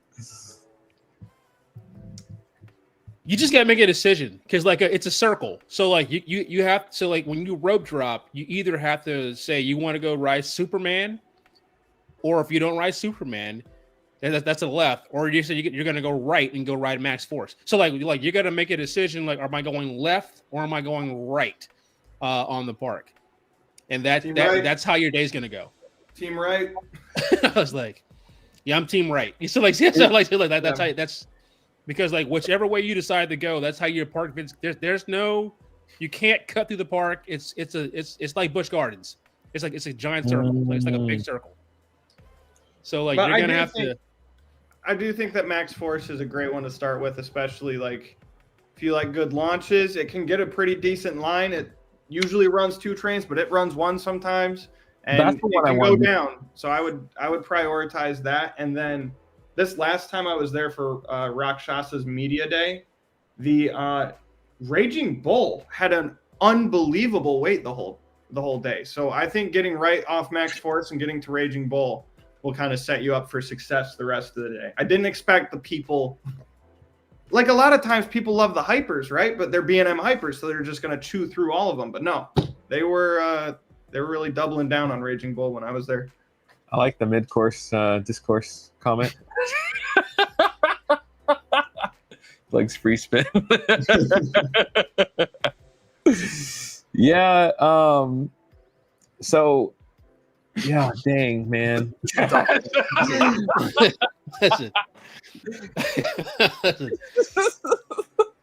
trash. Free spin the trash. You got the original Batman at this park. You got a variety of roller coasters at this park, which is really cool. Like they pretty much have like every coaster model, which is really nice. So like you got a variety, but this is the busiest park I have ever visited. Really? Yeah, I mean ever that I've ever visited. Chicago is there. Yeah. All of just expect a non-zero percentage of the city of Chicago. Do I get my 4 fast passes here, or do I not? I think that is necessary at this park. Like I said, like it took us 2 days to get everything at this park. Really? No. That is, and you said you got 1 day here, so if you got 1 day, I agree with John. And like I'd say Raging Bull for sure, Max Force, Goliath. You're gonna want to probably ride Wrath of Rakshasa because it's brand new. And then I say try to get American Eagle and the original Batman. Like I say those are like your 5 to go get. I mean, like I think this is the most most tough, obvious. Man. This is the most opposite of like what we were saying about Canada's Wonderland. Like the best rides and the worst rides. This is like everything. There's no drop off here. It's like pretty solid. But nothing here is like Leviathan. It's just nothing's like great. Nothing's amazing. He's right. Like nothing's amazing, but nothing's like really bad, except for the free spin. But nothing's like bad. Like, everything is like a good ride. Like you can even it's fun. Like Demon. I bought a Demon shirt last time I went there. I got a Demon. Yeah, I loved it. I was like I had a good time on Demon. I had a great time. Like even things like Viper here are phenomenal. That's a great man. It's just. If there, I don't know the semantic of your trip. If there's any way you can make this 2 days, I'd probably recommend it if you can. Let's do it. That would be doing day 1 of Great America immediately after the next day after Michigan's adventure. It depends on how I feel. I mean, John, would you be down to? But then that puts a hotel cost. You just would be trying to figure out a hotel within 1 day. If you make that decision that late. Yeah. And Dimitri, can you remind me, how does that 4 fast pass thing work? Is it per season? I have no idea. Every day I get 4 fast passes. Okay. So I can just keep on going and going and going, which is nice. I'm glad I still paid. I'm never going to get rid of that pass because of that. And I get 50% off of everything in the park, which is really nice. And Six Flags will never, or Cedar, whatever. They're never going to give that away. So that's why I have a Cedar Fair pass and I have a Six Flags pass. Because I feel like there's going to be something in their little, wording that they're going to be like, oh, you gave that away when you upgraded. That's the kind of stuff that I feel like will actually happen, Yeah. And so used to get more than that, but they're slowly taking away things from that pass. So when they get rid of the fast passes, then that's when I think I'll just delete get rid of the pass stuff. So just join us peasants using the gold pass with the all park pass, or maybe even the prestige. Oh, the prestige. Well, I did find out if you got a Diamond Elite Six Flags pass and if you would have add the passport, it gives you prestige level to all the Cedar Fair, like major Cedar Fair parks. But it doesn't give you. Doesn't give you the benefit like the dining benefit that you can't get, or the it's kind of hit or miss. I just hope I'm kind of similar like you, Dimitri. Like I have both of them because like just for that exactly what you just mentioned, that same exact reason. Even though I don't go to a Six Flags park very often, but I like having the lunch, the snack, the dinner, the lunch, the snack, the dinner, the Forest Get the Lines, and half off merch. Is like, hey, I get. Hopefully it sticks around. I got a feeling they're gonna change that pass once they build this new app. Once it goes live in like a few months. And plus this trip too. Also agree with you. It's a good time too because some of these parks may not be around. Darien Lake. Yeah. So like, so like it may not be accessible. Lake, so okay, we got Rose saying there needs to be a notes list released after this. That is true. Too much content in this conversation. Then Killer Vic, Six Flags Great America reminds me of Kings Island. Both parks got a good set of supporting coasters, not a bad one on site. Okay, let's go. Yeah, similar to that. Yeah, Okay, they're very. Yeah, I agree with that. It's like except for that free spin, but yeah, I agree with that. Now here's the deal. Mid-course, would you be willing to go the night before and maybe ride some like night rides? John, would you? It would just be a shame if you had to ride some phenomenal RMCs and B&Ms at night, wouldn't it? That would just be okay, touche. Because I think if we got there later on at night and we got to use some of the fast passes, then I think it can. You know what I'm saying? Max, you can get 8 rides in essentially over the day and a half. That is Darn one it! I thing need to figure out the hotel stuff. I'll backpedal to Michigan's Adventure 2, and it's the case obviously for plenty of parks. Is like even though there's no lines half the time, that last hour or two of operations, it just becomes a ghost town. And that's not as much the case here, but like you will get more done here in the last 2 hours than you would the 4 hours before that sort of thing. Okay, so then we should we should definitely do that the night before. Because then I can get some stuff out of the way and not feel like the next day where I'm like freaking out because I didn't do some stuff. But then it gives my back enough time to kind of reset a little bit, for the morning. Oh my gosh, my painkillers are going to be like maxed out for each one of these. You ever work out a sponsorship with a major hotel chain because you're about to? Gosh, man, I reached out to a lot. They haven't gotten back to me, so now I got to do the whole tiny route. I know. So that's this week. Monday starts when I'm literally going to be reaching out to 5 in every single city. And then 5 or 3 Airbnbs after that. So we'll see. And we're lowering our standards. We might have been reaching out to the JW Marriotts at the beginning, but we're calling at Motel 6s and we're even They'll sleep on the Super 8. Yeah. I come back with like 3 different diseases. Like, was it worth it? Hey, listen. You got to prioritize, right? So like, if I go somewhere like and I bring my lady with me, right? Like she's thankfully her we have benefits at Marriott like with her family, so we get to stay there for like really cheap. But like if I'm on a solo trip or like a road trip, it's just me. I don't care what it is, as long as it has a functioning shower, a bed with like no critters. Because like I'm only at the hotel to sleep.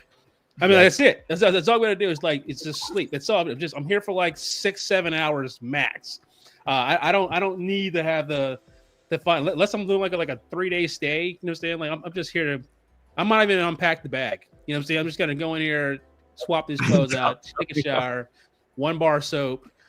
Throw in the deodorant, and then roll up out of there. You know what I'm saying? Like just as long as I see less than like 2 critters. You know what I'm saying? Like we're good. You know what I'm saying? Like 2. Like one could be dead and one could be like the guy that was like looking for his friend. You know what I'm saying? But like so like like once you get past that, I'm good. So I'm good. Just don't get on me when I'm sleeping. That's all. Like wait till I leave. No, that's true. So, okay, that's why. Wow. All right, that's great, America. We can try and narrow down how many days and yeah. Yes. Rose, yes, cat, bro. Yeah, Rose cat. Well, yeah, hey, we're here. Yeah, like we're here. That's how it is. I'm writing that one down. Road trips, yeah, we're here. That's where we're at. That's what. Listen, just your only functionality is just to have hot water, a bar of soap, a towel, and a bed. That's like halfway decent, and I'm good to go. Like I'm good to go. Touche. Touche. Can I plug my next phone one. in the charger and charge my phone up too? That's all I really need. Man. I agree. All right, next one. Mount Olympus, the one that I was told there's only one ride I should ride because everything else will be a painful experience for me. Now, I think that one ride, to be clear, will be a painful experience for you. Oh gosh, this is so scary. But this is the ride that I've always wanted to ride since I was like younger. Like I remember seeing it and being like, "Whoa, this is awesome! I want to ride this." And that's the only reason why I'm stopping my Mount Olympus is to do this one. Hades. Is it Hades 360? Right? Hades 360, man. Mike, what? Mike, what? Are you saying that's a really bad idea? How many days between Mount Olympus recovery after this and your next park do you have? Is it really that bad? I'm just trying to get a guesstimate here of like how many days between Mount Olympus. No, this one is. I think it's. Let me check. This is rapid fire. You're not that far because I can't remember the trip if you're going to Minnesota or not. Because like if you're going to Minnesota or you're just going down to if you're just going down to Iowa. Yeah. Okay, so Six Flags Great America. It goes from Six Flags Great America, then the next day Mount Olympus. Yeah. What's after Mount Olympus? Island. Lost Island the day after. Okay, so if you ask me, like with your back, Mount Olympus with the second day of Great America. Yeah. If you're asking me with your back what you should do, I would just say sit in the car and go straight to Iowa. Go to Waterloo, Iowa. Is what you need to do. There is no way that you're gonna be able to ride Hades. It's just not gonna happen. No, there's no way this is gonna happen. There's just no way this is gonna happen. There's just no way this is gonna happen. I can't even ride it. Like I can't ride. I can't even marathon it. Like I can't even marathon. I'm the wooden coaster king. I can't even marathon Hades. It is. So it's worse than El Toro? It is arguably like one of the best coaster layouts of a wooden roller coaster. It just runs. Can I just jut in and just comment on the sheer audacity of your question, Dimitri, of is it worse than El Toro? You are comparing no. the greatest wooden coaster of all time with what may just be the roughest ride ever created. I'm talking about the back. I'm talking about because my back, that was also it was 3. We went to Hershey Park and then I did 6 roller coasters there. And then we went to Six Flags, and then we did 3 coasters before it. So, like, my back was pretty rough, I guess. So I guess if I would have rode El Toro first and not done all those things, I probably wouldn't fine. El Toro was just a painful experience for me. I loved every bit of it, but I just was hurting because of that point. Oh, no. What part of El Toro was hurting you? I'm kind of curious. Was it like the... No, I was sitting on a wheel. For the airtime, or are you talking about like how it runs? No, just going through everything, this whole motion the whole time was just like. But here's the deal: it was just. Dang. Okay. I'm second guessing whether I should put this guy on Shivering Timbers after. You can definitely ride Shivering Timbers, but like Hades, it's Timberliner trains. That are like it's aggressive timberliners, and this thing just friction. It just it is like fast, and it's just this thing is not smooth. Elizabeth, it's not smooth. It's like not. Zeus is the smoothest ride in the park. Like you can ride Zeus and be okay. I think you can ride Zeus and be just fine. But so maybe it's just the one with like the 90-degree turn at the brake run. Yeah, Pegasus. There's no way you're riding Pegasus or your trips over. Or the trips over. Yeah, trips over. Like the moment you get jacked hammered into the brake run and trips over. Move. We're done. Like we're done here. Like you're out. Like you're out. Then you got a long drive back to Virginia. So like the trip's over. Like leave the car, fly back. So would you say that this would be a good day, perhaps? Great America. We keep the rest day after Michigan's adventure to prep for this part of the trip. But then it's Great America and then Great America again. And Great America is only a 4.5 hour drive to Waterloo. You'd be you'd be cutting out a good bit of a bit of an out of the way hike up to get to the Wisconsin Dells. You'd actually be saving a good bit. Well, then I'll it tell you goes what from this. 16 coasters down to, well, I guess I'll sub in King's Dominion because technically I'm going to King's Dominion. Well, And also just knowing you'll hit 8 more coasters probably at Great America if you're there a second day, as opposed to being there one. But that's your call. I'm not one to tell you to nix because the whole I don't want park. I just want to be fair and honest, right? That's why we're all here. no, right? To this be is fair and good. honest. This is good. It This is reality. definitely like it's a bucket list roller coaster record. It's a I think here's Hades is it's just. I said this when I went to Mount Olympus. I said that is arguably like one of the best layouts on a wooden roller coaster. I said, but it runs awful. It's and I'm a wooden coaster rider. Like I can do it, but I can't do it like more than like once or twice. And even the second time, just like, man, I'm just like, God, I think that thing just vibrates so violently that it just gives me a migraine. But like to the point where I'm like, man, it's so rough. But the layout and like the upside down, that tunnel, I mean, it's like the layout is just superior. Was it always running like this, or is it just over time? I've never experienced Hades like in a smooth way. I'll tell you this: if Gravity Group ever went there and put their pre-cut track on this roller coaster, it's probably a top 5 roller coaster in the United States. That's how good the layout is. It just doesn't run like it should. And this is also the park.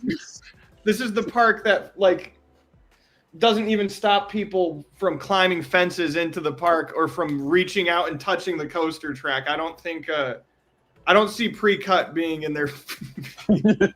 Oh, this is why you want to go to the park. Like he's not wrong. This is why you want to go to the park. It is like the worst park I've ever been to. But it's like you have to go see it to understand it.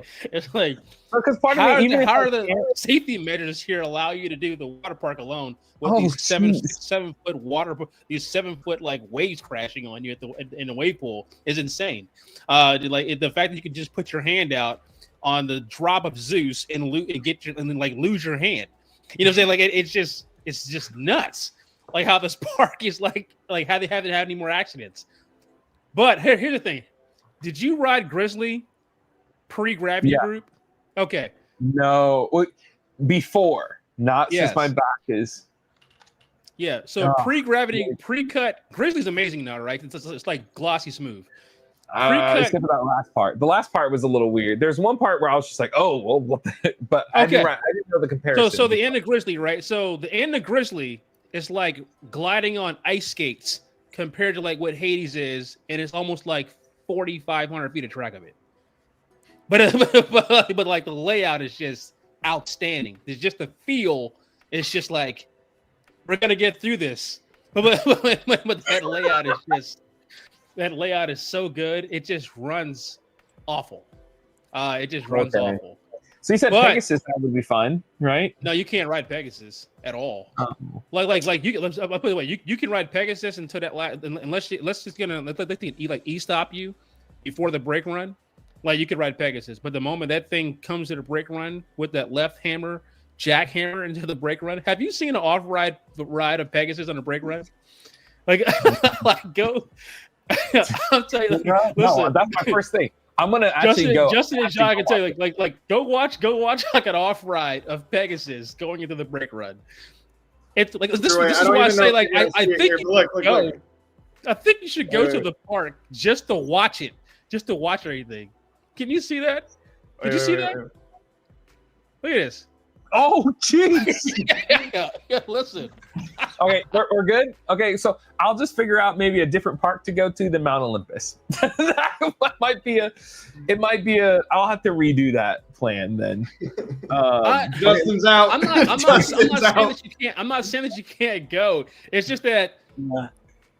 No, that's like Dell's Wisconsin looks like a B-level version of like Dollywood, like Pigeon Forge. It's got all these things going around and everything around. It is just, it's kooky. Yeah, that park is something else. If All right, you've let's got answer- back, I'm just looking out for you. If you've got back issues, I just like don't even. I trust you. It will ruin your trip, man. It's not gonna work. It's not gonna work out. Not worth it. Ain't worth it. No, okay. I'll find another. I'll have to do some research on maybe like another park, or I can just Zeus the include. Cyclops though is like Dominion pretty as good. it. Or you can cut my Olympus out and just use that as your second day at Great America.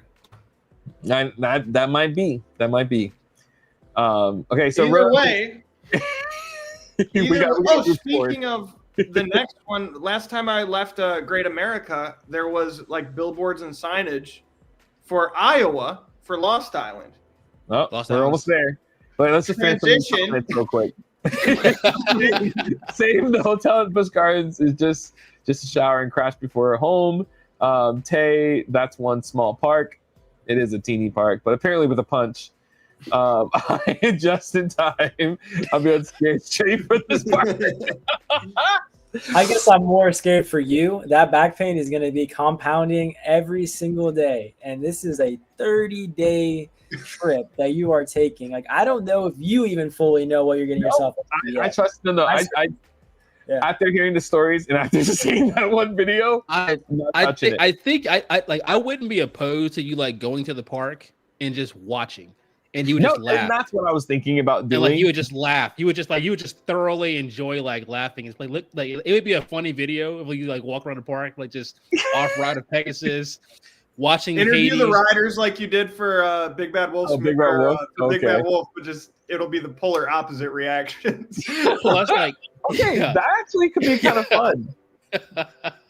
Like going to the water park and seeing kids get like engulfed and like pushed over these 6-foot violent like at the wave pool, 6-foot waves. It is that park is something else. Especially like Dells, Wisconsin. Oh man, what a unique place. Dells, Wisconsin is unique. I just for your back, if you really have back pain, I'm just being serious now. If you really got back pain, there's no way you can ride Hades. You can't. Okay. There's no way you can do this. That should have been my 3 years ago, and I was too waiting too long to get done. Okay. All right. I really want you to enjoy the other parks. I think you could do Little Titans. You could definitely ride Zeus though if you go. Like Zeus is pretty smooth. You could ride Zeus. Okay, next one. Oh, you need to get rid of a kidney stone? Go ride Pegasus. Tell you right now, man. It's Okay, an amazing one that I am so stoked for. Wait, did we miss one? No, that's it. Okay, never mind. It's the next one. Okay, Lost Island. Oh gosh, I'm stoked. This is actually a highlight one for my thing because I feel like they're such a great family park, and like they're just super chill, and they've done such a good job. But will their newest ride be open? Don't look at me that way. Dang it. Hope so. Here's the good news about Lost Island. It'll be you and like 10 other people in the park, and then like that's no cap. So like, it'll be like you and like maybe 10 other people in the entire park. Yeah. like there's my trip to Lost Island. There was me, the 3 people I was with, the people I was with, and the staff. That was everybody in the park. And you were grossly outnumbered by staff. Yeah, there was more staff members than actual people in the park. So then how is this park surviving in that case then? They got a really very popular water park that's not attached to the you can see it. You can see it like in the park, but it's not attached to the water park. It's not attached to the main park. But it's a good looking park though. I will say this. It looks really nice. Very well kept. Ride. That dark ride is a must do. See, I heard people say that. That's crazy. Out of Gagno, it's probably the best ride in the park. Yeah, like it's like a must do. No, that's Volcano, I think. Volcano, yeah. I got a shirt for that. I got a shirt from a dark ride. Never done one before. I bought a shirt. Wow. Not there. But it's that I think I saw that the park fixed a couple of the problematic spots on the SLC, but that's probably worth skipping. I think you would. I mean, Mike, you're the one who's ridden it, but I feel like Montugani would be fine. The little you're fine. Yeah, just ride the front row. Yeah, you'd be good with that one. Oh. Yeah, and then obviously like a single rail if it's open, that'll be pretty smooth, just really whippy. really that'd throw be you awesome. around. Single rail, small I single did rails. fine. I was just on Wonder Great. Woman Yeah. in Magic Mountain, and so that was fine. And then I did the one in Six Flags. What is it called? Six Flags. Great Wow. Adventure. Great Adventure. Thank you. Was that right? Called Devil? Jersey Devil. There it is. That was that was a little off. Okay, so Lost Island. I think this is going to be an overall good park. It won't. Yeah. We won't. It Yeah, won't be too you'll bad. be the only one there. There's no wait. So like you can do anything you want.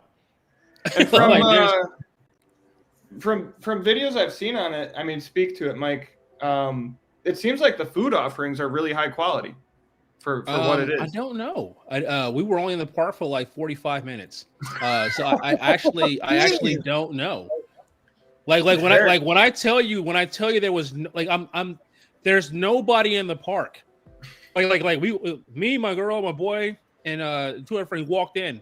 We were the only ones we were the only ones in the park. Every single ride was a Zen ride.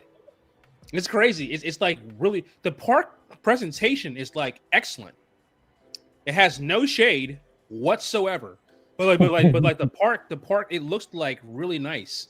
It's just like a good looking park. And I got some merch and some stuff because I want to support the park. But this will be the most chill day that you're gonna have in the entire trip. I mean, you can just take your time. You can Which go will be slow. exactly what you need if you did wind up at Mount Olympus the day prior. Yeah, man. This is the easiest park of the trip. No lines, no wait. You can marathon anything you want, but you're only going to want to ride. I mean, the dark ride is like the thing you're going to want to do the most, probably like 2 or 3 times. It's awesome. It's like really good. But So, I mean, okay. So John, would you go to Mount Olympus and ride those rides? Yes, I will go to Mount Olympus this year because I'm also planning. I'll probably So, because you can just do it, and I can just be around and just get your reaction on these. Then on both of our channels is just both of John's thoughts. Hold on, y'all gotta bring. Hold on, you gotta take Justin. Justin, you gotta come up with him and go. I mean, I know you're trying to. We gotta get you scared right. Like get these Woodies here, man. You know, it's crazy too. Is call me a casual, but I've never heard of Lost Island prior to first talking to Dimitri about it. So the new park. Yeah, it's literally a brand new park in the middle of Waterloo, Iowa. I mean, what year? Do you know? I think it like opened 3 years ago, 4 years ago, 4 or 5 years ago. 5. Like it's Something like brand new. It's like right during COVID they were constructing it, huh? It's in the middle of a cornfield. I'm not even like exaggerating. Like it's literally in the middle of a cornfield. Yeah, this map isn't a lie. They got this massive parking lot that's gonna have like 8 cars in it. I'm telling you right now, like no one's going to be there, like at all. So like it'll be weird when you see there. But yeah, you can like it'll be a chill day. But like eat the food. I want to know what it's like. Like I don't know. I didn't have time. Okay, we did the whole park in like 20 minutes, and we were like, what else there to do? Like we're not riding the SLC again. Like we're not like the okay, cool. The steel little kitty credits done. There's nothing to marathon in this park except for now they had Fire Runner. Oh, I'd be there. They had Fire Runner. Oh, I'd be there all day. I love those. I love those single rail, like especially the compact ones, like Wonder Woman. I've only done the Wonder Woman at Fiesta, Texas, and it was that slaps. Oh, that's awesome. Insane. Those are those are insane. They run so much better than the ones like the bigger ones. But yeah. I would have been there all day. You probably won't even have to get off the train. I'm telling you right now, you can do anything you want. You can film. You can talk to all the staff. They were so engaging for us. They came and talked. They were talking to they want to stay. They're like, hey, where are you going? Where are you going? Hey, talk to me. Don't leave us, please. They were bored. I'm telling you, they were bored, man. They're like, oh my god, people. You know, like you're gonna walk in there, man. It's gonna feel like you're like apocalyptic, like something happened to Earth. It's like, man, it's abandoned. Like wow. I feel like too. I think I remember. Did Ryan do a video here? I feel like I've seen nighttime videos here. And I feel like this would actually be a really neat park to be in at night, just based on what I remember seeing like Volcanoe look like that area and things. Ooh. But That'd be again, kinda it's cool. schedule dependent. And to Mike's point, do you really want to be in Waterloo, Iowa for 10 hours? No, Adventureland is only an hour away. So like, it's actually really close. Like Adventureland is like an hour away from the park. All right, so we're gonna move on to And it's like a straight shot. but on that side, on the other ending, but mid course, come on, this would be great. Like, I can give you on ride footage for your channel. I'm just saying. Trying to barter me. I'm just trying saying, to. what golden man. moment could that be? It's awesome. bro. No, I would utilize it to the fullest. I'm recommending Justin to go, bro. I'm telling him right now, man. Yes, Justin. Because like you're in the Midwest now, so like you're now in his territory. So like you're. Yeah. I'm Justin's about to down. roll up in there. Adventureland. Adventureland is our What do you next think? one. Woo. Yeah, I have no clue about this park, what it looks like. I haven't even like done any research on this one. Same here. I know First nothing. flower looks great. That's all I know. Oh yeah, so it's only Uh, airtime. You're the Yeah, I've been to this park. I got all the credits. They got the most aggressive free spin in the world in that park. So like, Does that make it like spin that's better or serious. worse? No, like it's so Dragon Slayer. So what it is, it's got two modes on it, right? So like the way it runs, it's kind of like Toon Billy has the same option. They just don't activate it. So, but like it has the So like the smaller ones, like this has it's like the night side and the square side. One side will flip you like 7 or 8 times, like a lot, like aggressively, like go get you. And then one side is just like a regular like side, but like the other side is like it's kind of like freakishly like a comic book like game-ish, like watching this thing happen in person. I'm like, oh my god, that thing just flipped like 4 times in a row. You know, like it's kind of the small scale one. Yeah, the smaller scale ones. Yeah, that's people. If you like free spins, why? If you're listening to this, do you like free spins?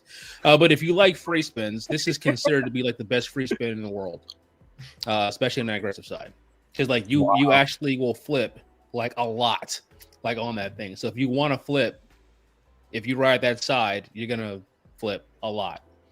And that I was chose. like, what? Didn't they have like a Hopkins looper or something, like some weird? Oh, it's gone, man. Yeah, it's like the track. The track was still on site when I went there. It's gonna go. This park is also similar to like to Lost Island, but there's gonna be people at this park though. But like you're not gonna have to wait a long time. But you're gonna want to go straight to Monster. Monster is one of like the best Girl Stars ever made. Like that's the like that is that's an excellent roller coaster. Like Monster's awesome. Okay. Outlaws are pretty cool. Like, it's cool roads too, but like Monster is like where you want to go and ride. That is Monster is awesome. I'm not going to speak about Adventureland the way I usually speak about Adventureland. My experience at it has nothing to do with the park itself. It was the cost.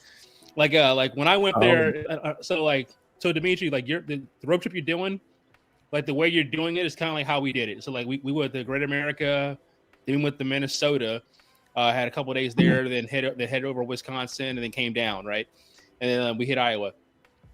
When I went back in like 2000, I think it was 2021, it was like $400 for a platinum pass, and like that was just the one park, and that was just Adventureland. I'm like, who is paying $400? And like a day ticket was like $75. I was so outraged, like about how much it cost. I was like, I'm never walking this park again. I'm like, somebody's got to justify why this park ticket costs more than going to Islands of Adventure. And like it costs more to go to, like you can get a season pass to Islands of Adventure for cheaper than going one for Adventureland. That was outrageous. That was back in 2021. I had a whole rant about that. Like a massive rant about that. And it's like they were advertising this that you get $2,000 in savings. I'm like, what? That doesn't even make any sense. Anyway, Okay, good point to know like, for this. Monster. When you go to the park, you're gonna want to go straight to Monster. Like Monster is a really good roller coaster. That's a great ride in the park. And then Underground's gonna be I'm not gonna spoil it for you. Underground's gonna be something you've never seen on a wooden coaster. It's gonna be different, unique, and it's gonna be. I can't even spoil it for anybody who hasn't been there yet for you guys. So I'm just gonna say, go right underground, but just understand it's a CCI. So but when you get in there, just just go with the flow and just accept what's happening. Just accept what's happening. That's all. And then you'll laugh when you get when you get back to the break run. That's all. Oh my gosh, I'm just gonna think about you after. It's really underground's kind of unique. It's kind of a unique ride. I was like, I don't really know what just happened there for a wooden roller coaster. That was different. But okay. So what's the don't even touch? Like stay away from these ones. I mean, it depends on if you want to go ride the most aggressive free spin in America. No, probably in the world. How are they? I mean, like I said, you can still ride it. You just can't ride that side. So, when you see it, it's gonna say Night Squire. You want to get on the Squire side. That's the side I rode. I rode the Squire side. even though the whole channel is trying to get me to get on the they're all Ryan and them like, hey Mike, come on man. I'm like, not happening. I'm not going. I'm not nope. flipping 8 times. It's just not gonna happen. No. How did their bigger Woodies run? No, actually, Outlaw's pretty good. Actually, it actually ran pretty well. Nothing here. I didn't ride anything here and think it was awful, except looking at the fact that Dragon Slayer even exists. But outside of that, that's just my own personal preference for free spin. Everything in there is fine. You're not gonna have any issues at all. At this park, physically you'll be fine. Oh, that's good. Oh, yay! After Mount Olympus. I really think I just want to go to Mount Olympus just to take a video. I think that would be right now. I'm curious. Morbid curiosity. Definitely. Yeah, I would recommend you go to Mount Olympus if I knew it was your last stop. If it was your last park on the trip, I saw go right ahead because you could be able to sit in bed and recover for about a week. For weeks. Once you get done, a week. You know what I'm saying? A week, you're good. A couple of days, get right back. Can't fly. I was but someone else is driving. So that's what John kicks in. John's driving is now driving. But outside of that, it's kind of good. Or Justin, if Justin's there too, Justin's driving. Here's the keys, man. It's all you. One of them is driving. All right. Now let's go to the next one. Worlds of Fun, Oceans of Fun. Another theme park that I had no clue about whatsoever. Okay. Yeah. The sadness. It's there. There it is.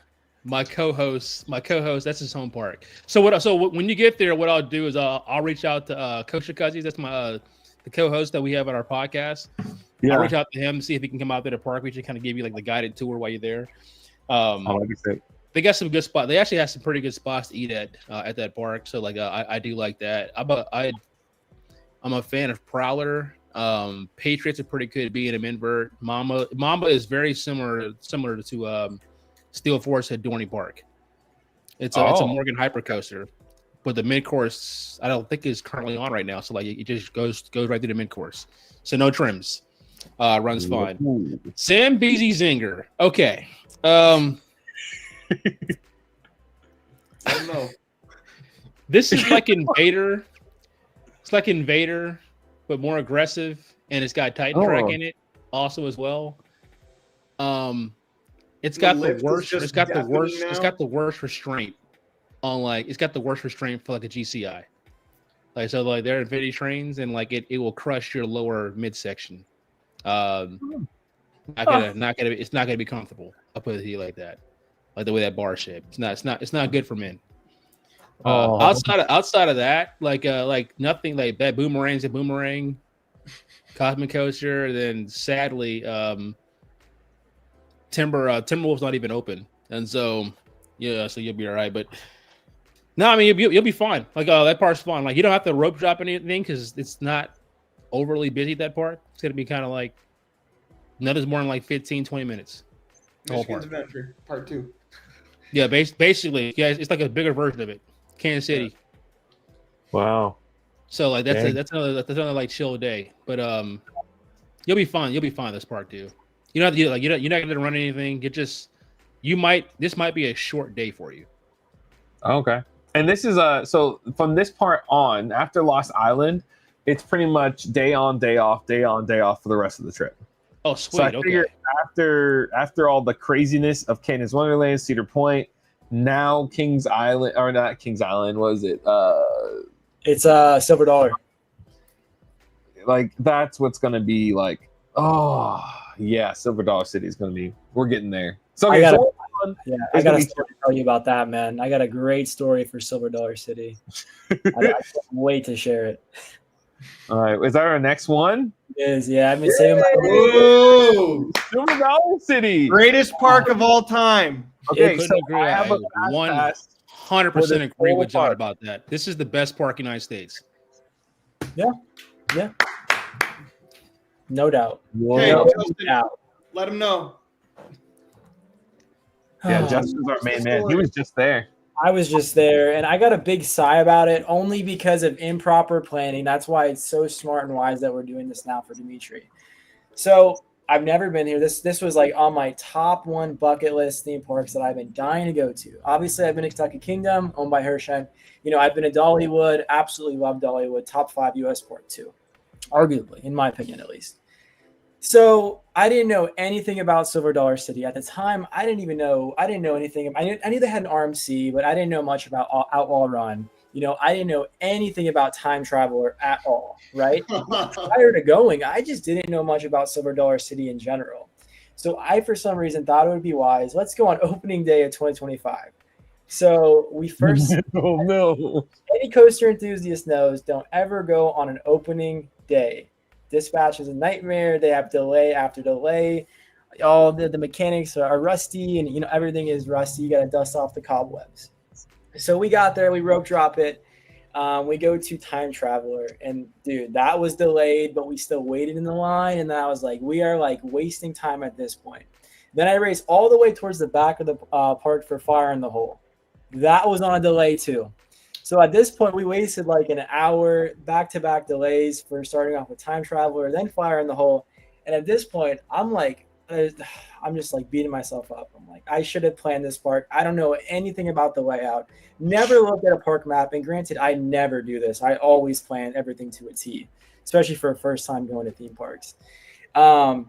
So then at this point, I'm like, okay, we just got to get on a dang ride. I'm talking to my girlfriend. I'm like, we got to get on one ride. We're borderline fighting at this point. And I was like, we got to get something in here, right? So we went to Wildfire. By the way, changed my mood instantly. Like Wildfire, phenomenal.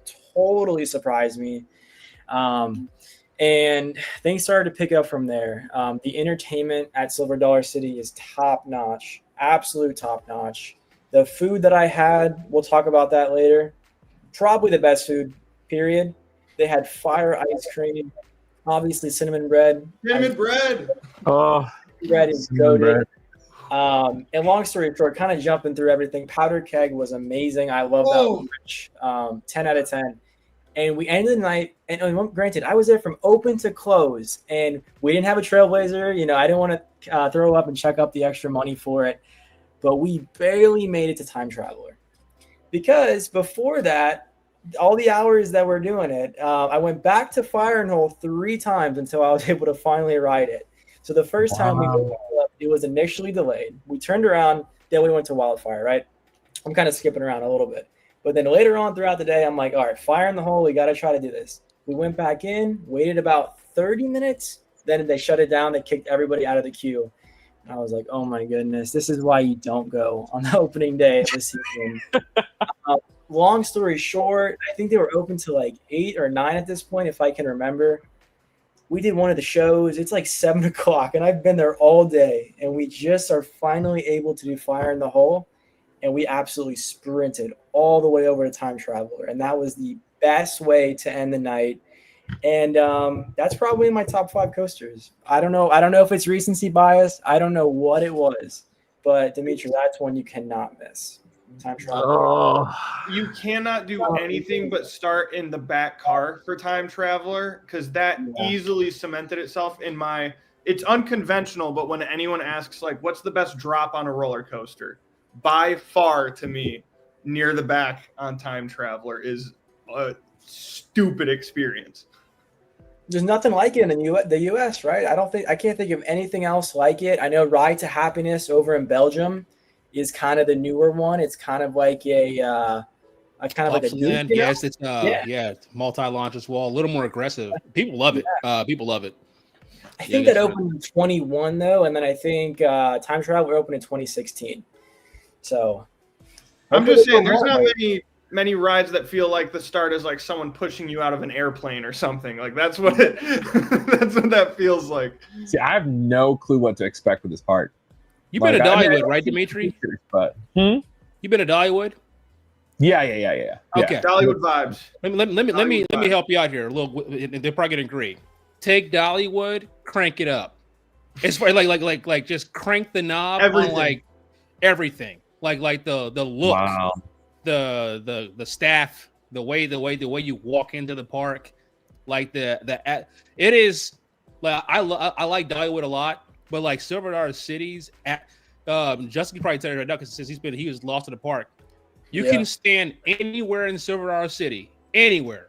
Like someone could blindfold you and put you anywhere, and you probably wouldn't realize you're in a music park.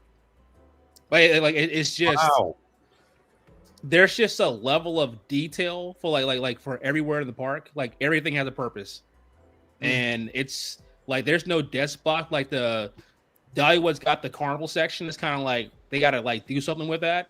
And but like Silver Dollar City, like from the moment you walk in to the moment you leave, is like it's just Jessica. Justin, you ate there, right? So the food is just outstanding.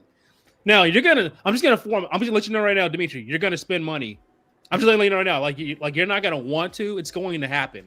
I'm just letting you know it's going to happen. Like you're gonna drop like a lot of money on cinnamon bread, skillets. I mean, like the food, the barbecue. Bread every time I go. Like you're going to spend money. The potato pack. Like you're gonna spend money at this park, even though you don't want to. It's just, and you're gonna feel good about it. You're gonna feel good about it. Like you're gonna walk out like, man, I spent like $200, man, but I'm happy. You know, like, but I'm just so happy, and like I'm just so happy. And I got a lot more to say too about Silver Dollar City. When I was telling you guys my story too, I didn't even mention this. So later on in the day, we didn't realize that they do a free Marvel Cave tour. Like the whole talk about the Marvel Cave tour. Yes. Yeah, that's a whole nother 30-minute conversation. Must do. That's a must do. Those fill up fast. They fill up fast, Dimitri. So when you go, you have to do that earlier in the day, or else they will fill up, and they probably won't let you on. We like I said, we didn't know anything about this park. Me and my girlfriend waited till about 4:00. And guess what? So we pulled up, no more wait times available for the Marvel Cave tour. And I'm like borderline. I'm like, oh, no, this can't be happening. No. It's it's about a 7-8 hour drive from Louisville, Kentucky to Branson, Missouri. And I was like, please let us in, you know? And then the guy's like, just you two? And I was like, please. He goes, come here. And he like let us right. We slid right in there and like day was made. So Dimitri, please go soon because you can't miss that. You can't miss it. And I'll even say this, and you might take offense, Justin, with over by you guys have the Mammoth Cave, right? Cave, yeah, we do. I thought that this tour was better than those, like the Mammoth Cave tours I'd been on. More spectacular caverns. Yeah. Like more, honestly, the best like cave tour I've been. I haven't been around the U.S. But Dimitri, I hope you're. I don't know if it's your lower back or what part of your back, but that cave tour is pretty strenuous. It is pretty strenuous, so you got to do it earlier in the day. It takes, I think it's at least an hour if I remember correctly. Like an hour and a half. That's about an hour. See, I don't think I can do it. You don't walk fast though, but you don't walk fast. Like you walk kind of slow. It's like a lot of steps and a lot of walking. And there's probably like 1 or 2 moments where you might have to like turn sideways to get through something. But John, that's the park in general. Like I can't think of a theme park other than Magic Mountain that has as many hills as that. So I've heard. I haven't been to Magic Mountain, but Dimitri, you need like monster. I don't know if you drink energy drinks or something, man. But if that's the day you're gonna do it, let's start. You need to be amped up that day. Well, so my back issues are the longer I walk, the worse my back gets. So I can probably actually do maybe 6 or 7 roller coasters within a 2-hour span, and I'll be okay. But if it's like the longer the day goes on, that's when my back gets inflamed. And so I have stenosis. So it's almost like something piercing right into your spinal cord because the inflammation brings it closer towards it. And so that's why, like, in the morning, I can ride Pantheon and be loosey-goosey and just have like a good amount of time, just do whatever. But if it was at the end of the day, I can't ride Pantheon because Pantheon has this, like, you go over and he has that little tiny dip. It's the little thing or whatever it is that messes with my back. The rest of the ride's fine, that little bit, but that's when the pain kind of goes into. Like, I rode Alpengeist last night, but I had to wait for like an hour and a half. I just sat down, just let inflammation go down a little bit, and I was able to get on.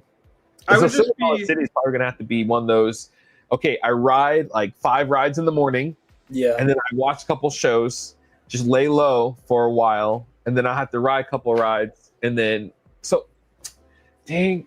This is a 2-day park. I have a quick queue for the whole park, so that's going to help out. So maybe I can do all the rides in the morning, and then at night or midday just chill and do the tour. The cave. When does the cave tour, like the last one, go then?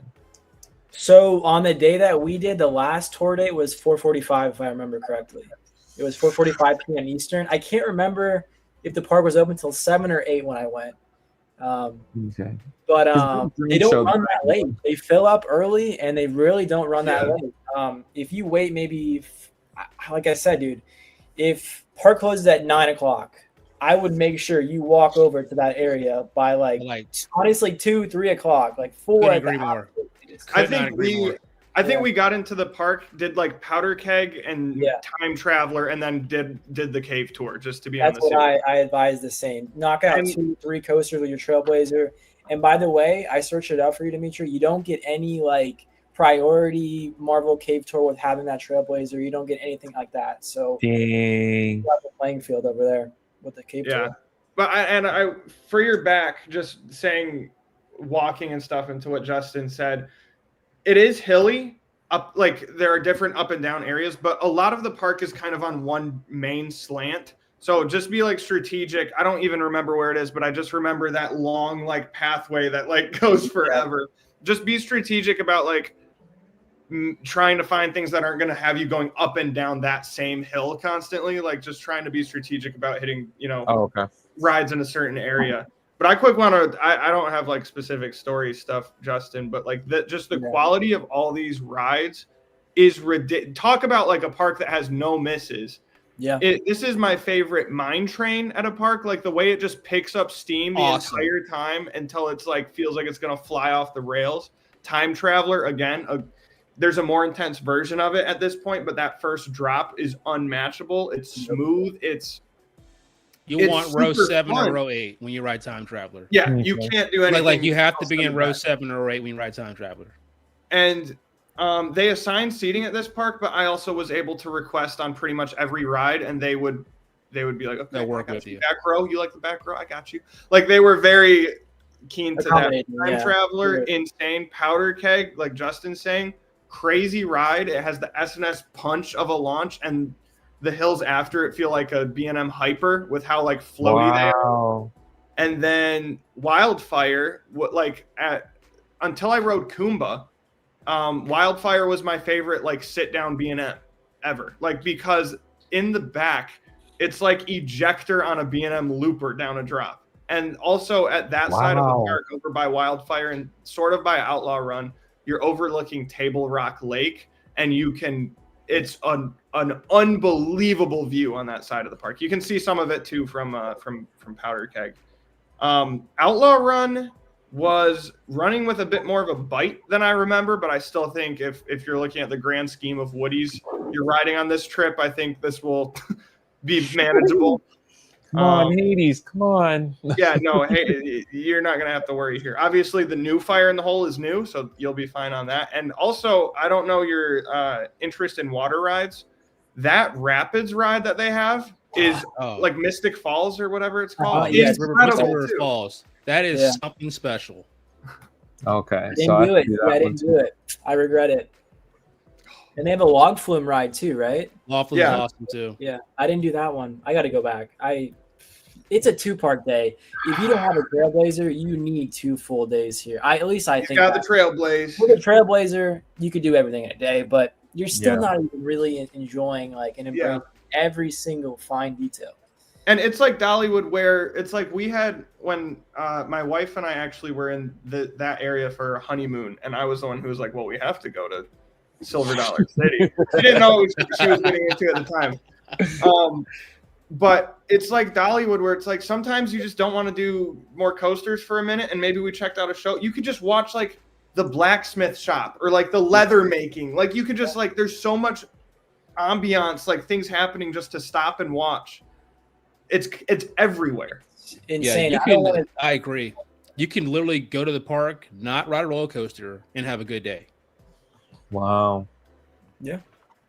Compare that to Mount Olympus, where you could go not ride a roller coaster, and the only good that's coming is from watching how bad things are.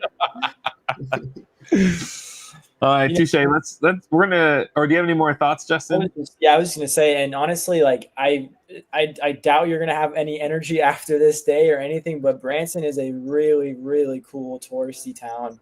The locals are probably some of the nicest people I've ever met anywhere on any trip I've ever gone to.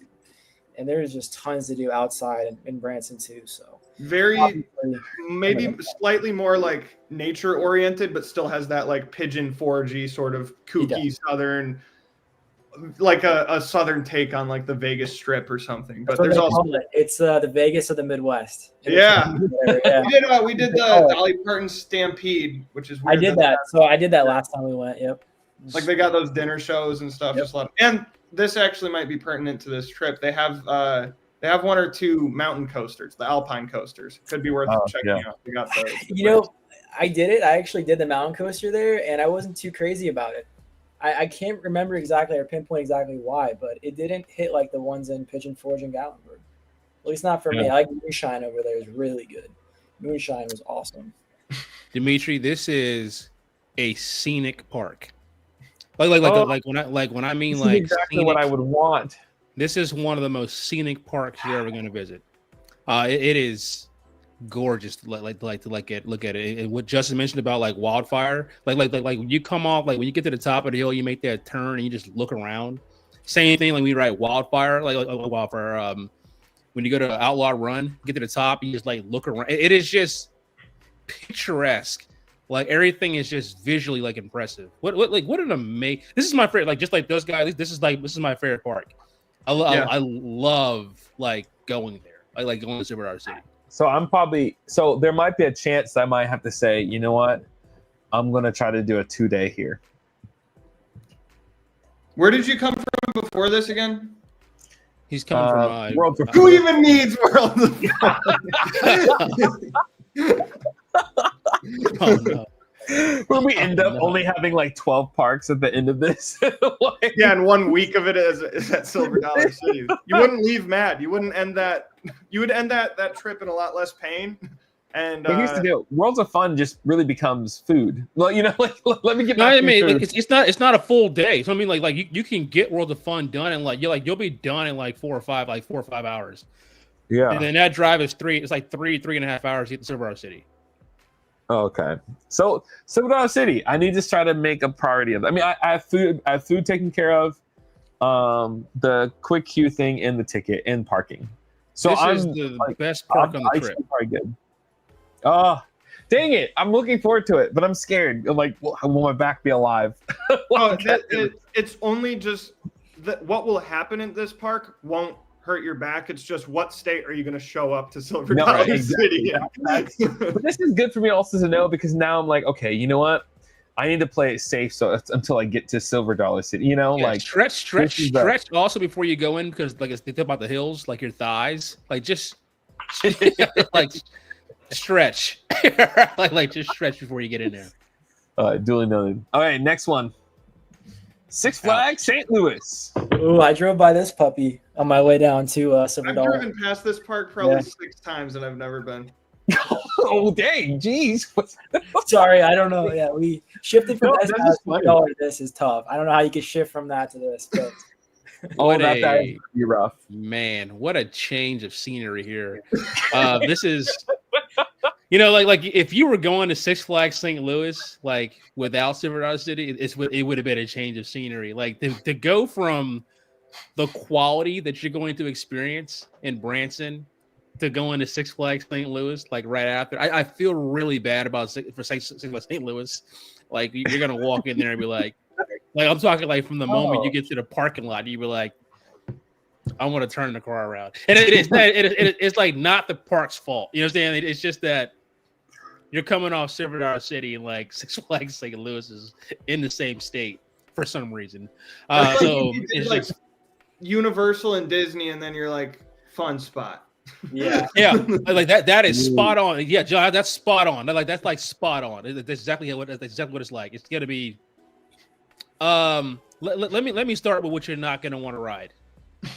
Oh, good. Boss, in its current condition, Ninja. don't like. Yeah, okay, like Boss, Ninja, Screaming Eagle, man. I don't. Just ride Mr. Freeze. So like when you get to the park, go ride Mr. Freeze. Batman. If you're just yearning for like your 7th Batman at this point, go hop on Batman. Rookie Racer is actually a pretty good, like even as a kid, right? It's like a really good, like it's a fun ride actually. Rookie Racer is actually pretty fun. It's a Vekoma family one, right? Yeah, it's actually pretty good actually. Like you do, it's a long ride. And you do 2 laps. I don't know why you do 2 laps, but it's really fun. Just ride Mr. Freeze. And go back to I've ridden the one in Texas or the what is it? Silver Dollar. Over Texas. Over, yeah, thank you. Yeah, same ride. One. Yeah, same ride. Yeah, just the one in Texas has a better station. It's darker, like in there. Oh, that's nice. But like this. Dang, so, wait, what's Ninja then? What is? You're not riding Ninja. I'm saying, like, what does it look like? It's a Vekoma. It's a Vekoma and Arrow Boomerang. I'm sorry. It's a Vekoma and Arrow Looper. But the track is mixed between Arrow and Vekoma. Oh, geez. Because I used to put ride 2 negatives together. It doesn't Mountain. equal a positive. It's a Frankenstein. It's It's a Frankenstein looper. There's no way you can ride this. It's not happening. It's a Frankenstein looper. I don't think it's open right now anyway. So y'all think you're good. Magic Mountain. What is it like? Compare it to Vortex. Oh, like I love Anaconda. Vortex at Magic Mountain. That's a good ride. How would you rank it to Anaconda? Anaconda's a better ride.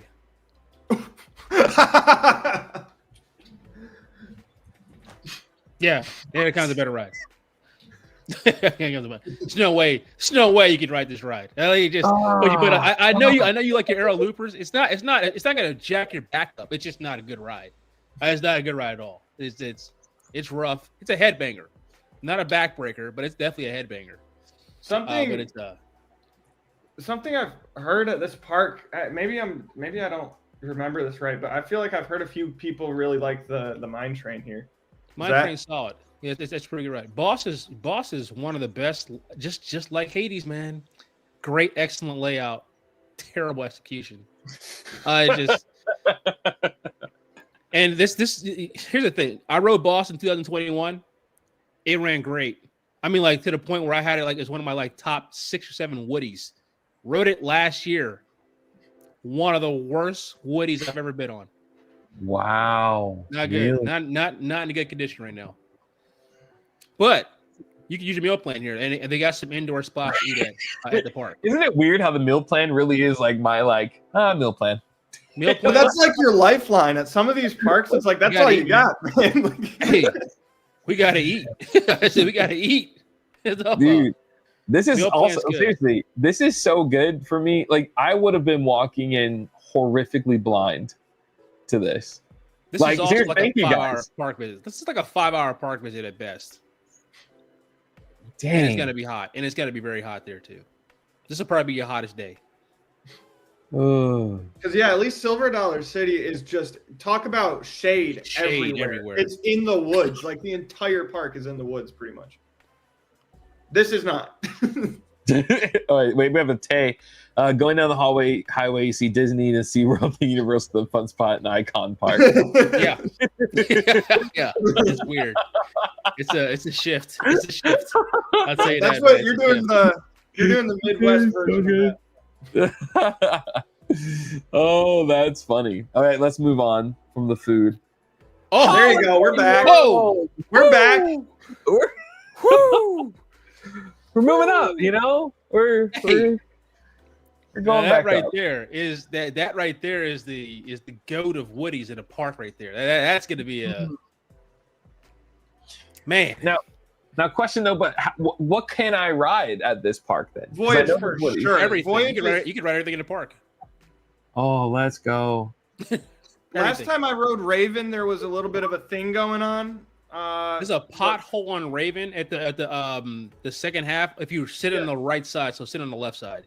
But sit on the left side. Like Raven's gonna probably be one and done for you. It's a good ride though. Like I said, it's a good ride. It just has one transition section that's not good. But let me tell you something about Legend and Voyage. Like what's gonna happen to you on those rides? Wow. Oh God. My wife and I, when we went here, our first introduction to Voyage was unexpectedly in the rain. So that's not how I would aim to start your Voyage experience, but after that, incredible. Like I've never done Hollywood Nights. I haven't done it trimless. I have done it at night. Even when this thing is just running warm, it is a mind-numbing roller coaster. Like in the first half, I find it very, very comparable to Shivering Timbers. And in some ways I prefer Shivering's first half. But as soon as this starts after that mid-course and starts going down the hill, it just starts picking up speed and throwing the twists at you. I will say this, it's not rough. You have to kind of anticipate, maybe even don't have your hands up sort of situation. Oh, no, I never did. Some of those 90s I've had where suddenly I get thrown up to the side by the banking being so quick. So I would just be aware of that. Just like it's not going to shake you to bits, but you just got to anticipate some of that banking because it can hit you wild. No, for sure. Tay has some I-4 is always busy. It's always backed up by Champions Gate. It's not getting any better. It's not getting any better. It's only getting worse. They need to expand that highway, that interstate. And then I've had people who have gone to Holiday World and nonstop. You always hear about how good Voyage is. Yeah, I've heard it's a legend apparently. Legit. No, Legend is Legend. The Voyage. Legend is absolutely incredible. And then you can get bruised on Voyage. Yeah, that's true. That's gonna happen. It's got the second most airtime of any coaster in the world. What? Yeah. Oh, Holiday World's gonna be a good one. The Woodies are all fantastic and none are going to beat you up. And I think that Thunderbird, I think it would be super interesting to hear how you'd compare that to Rapterra, being one of the lucky few who will have ridden both opening year of Rapterra. And Good Gravy, like those family boomerangs are awesome, and the theme and how they do this one is super cool. I think you're good with everything here. Oh, let's Actually, go. you're gonna ride every wing coaster except for Wild Eagle on this trip, which is crazy. Oh, that's crazy. Wild Eagle, I've ridden that one. Wow. I just thought about that. Like you're getting Gatekeeper, you're gonna get X-Flight, you're gonna get Thunder. Yeah, you get them all. You pretty much get them all except for except for Wild Eagle. I can actually have a good opinion now, like when it comes to it. Again, like I there's so many different rides that I'm like I've always wanted to ride, or just even I feel like my credibility will move up because I've actually done a lot of these. You know, I've done a good amount, but not ones that I compare other things with. I didn't feel like I could join the wooden conversation of being an enthusiast until I rode Voyage. Then I felt accepted by like my opinion was valid. It's a long ride, Dimitri. It's a long ride. It's going to keep going and keep going faster and more aggressive. Just a long ride. So I should probably do Voyage first then. You do Voyage third. Third? Why? Yes, because Raven and Legend are the entrance of the park at the top of the hill. But also, if just depending how the back is. Back-wise, I'm thinking back. Like, if there was, like, at the end of the day, if I can only do 3 rides at this park, like, what would be my 3? This is hot, but I would do I would do Voyage.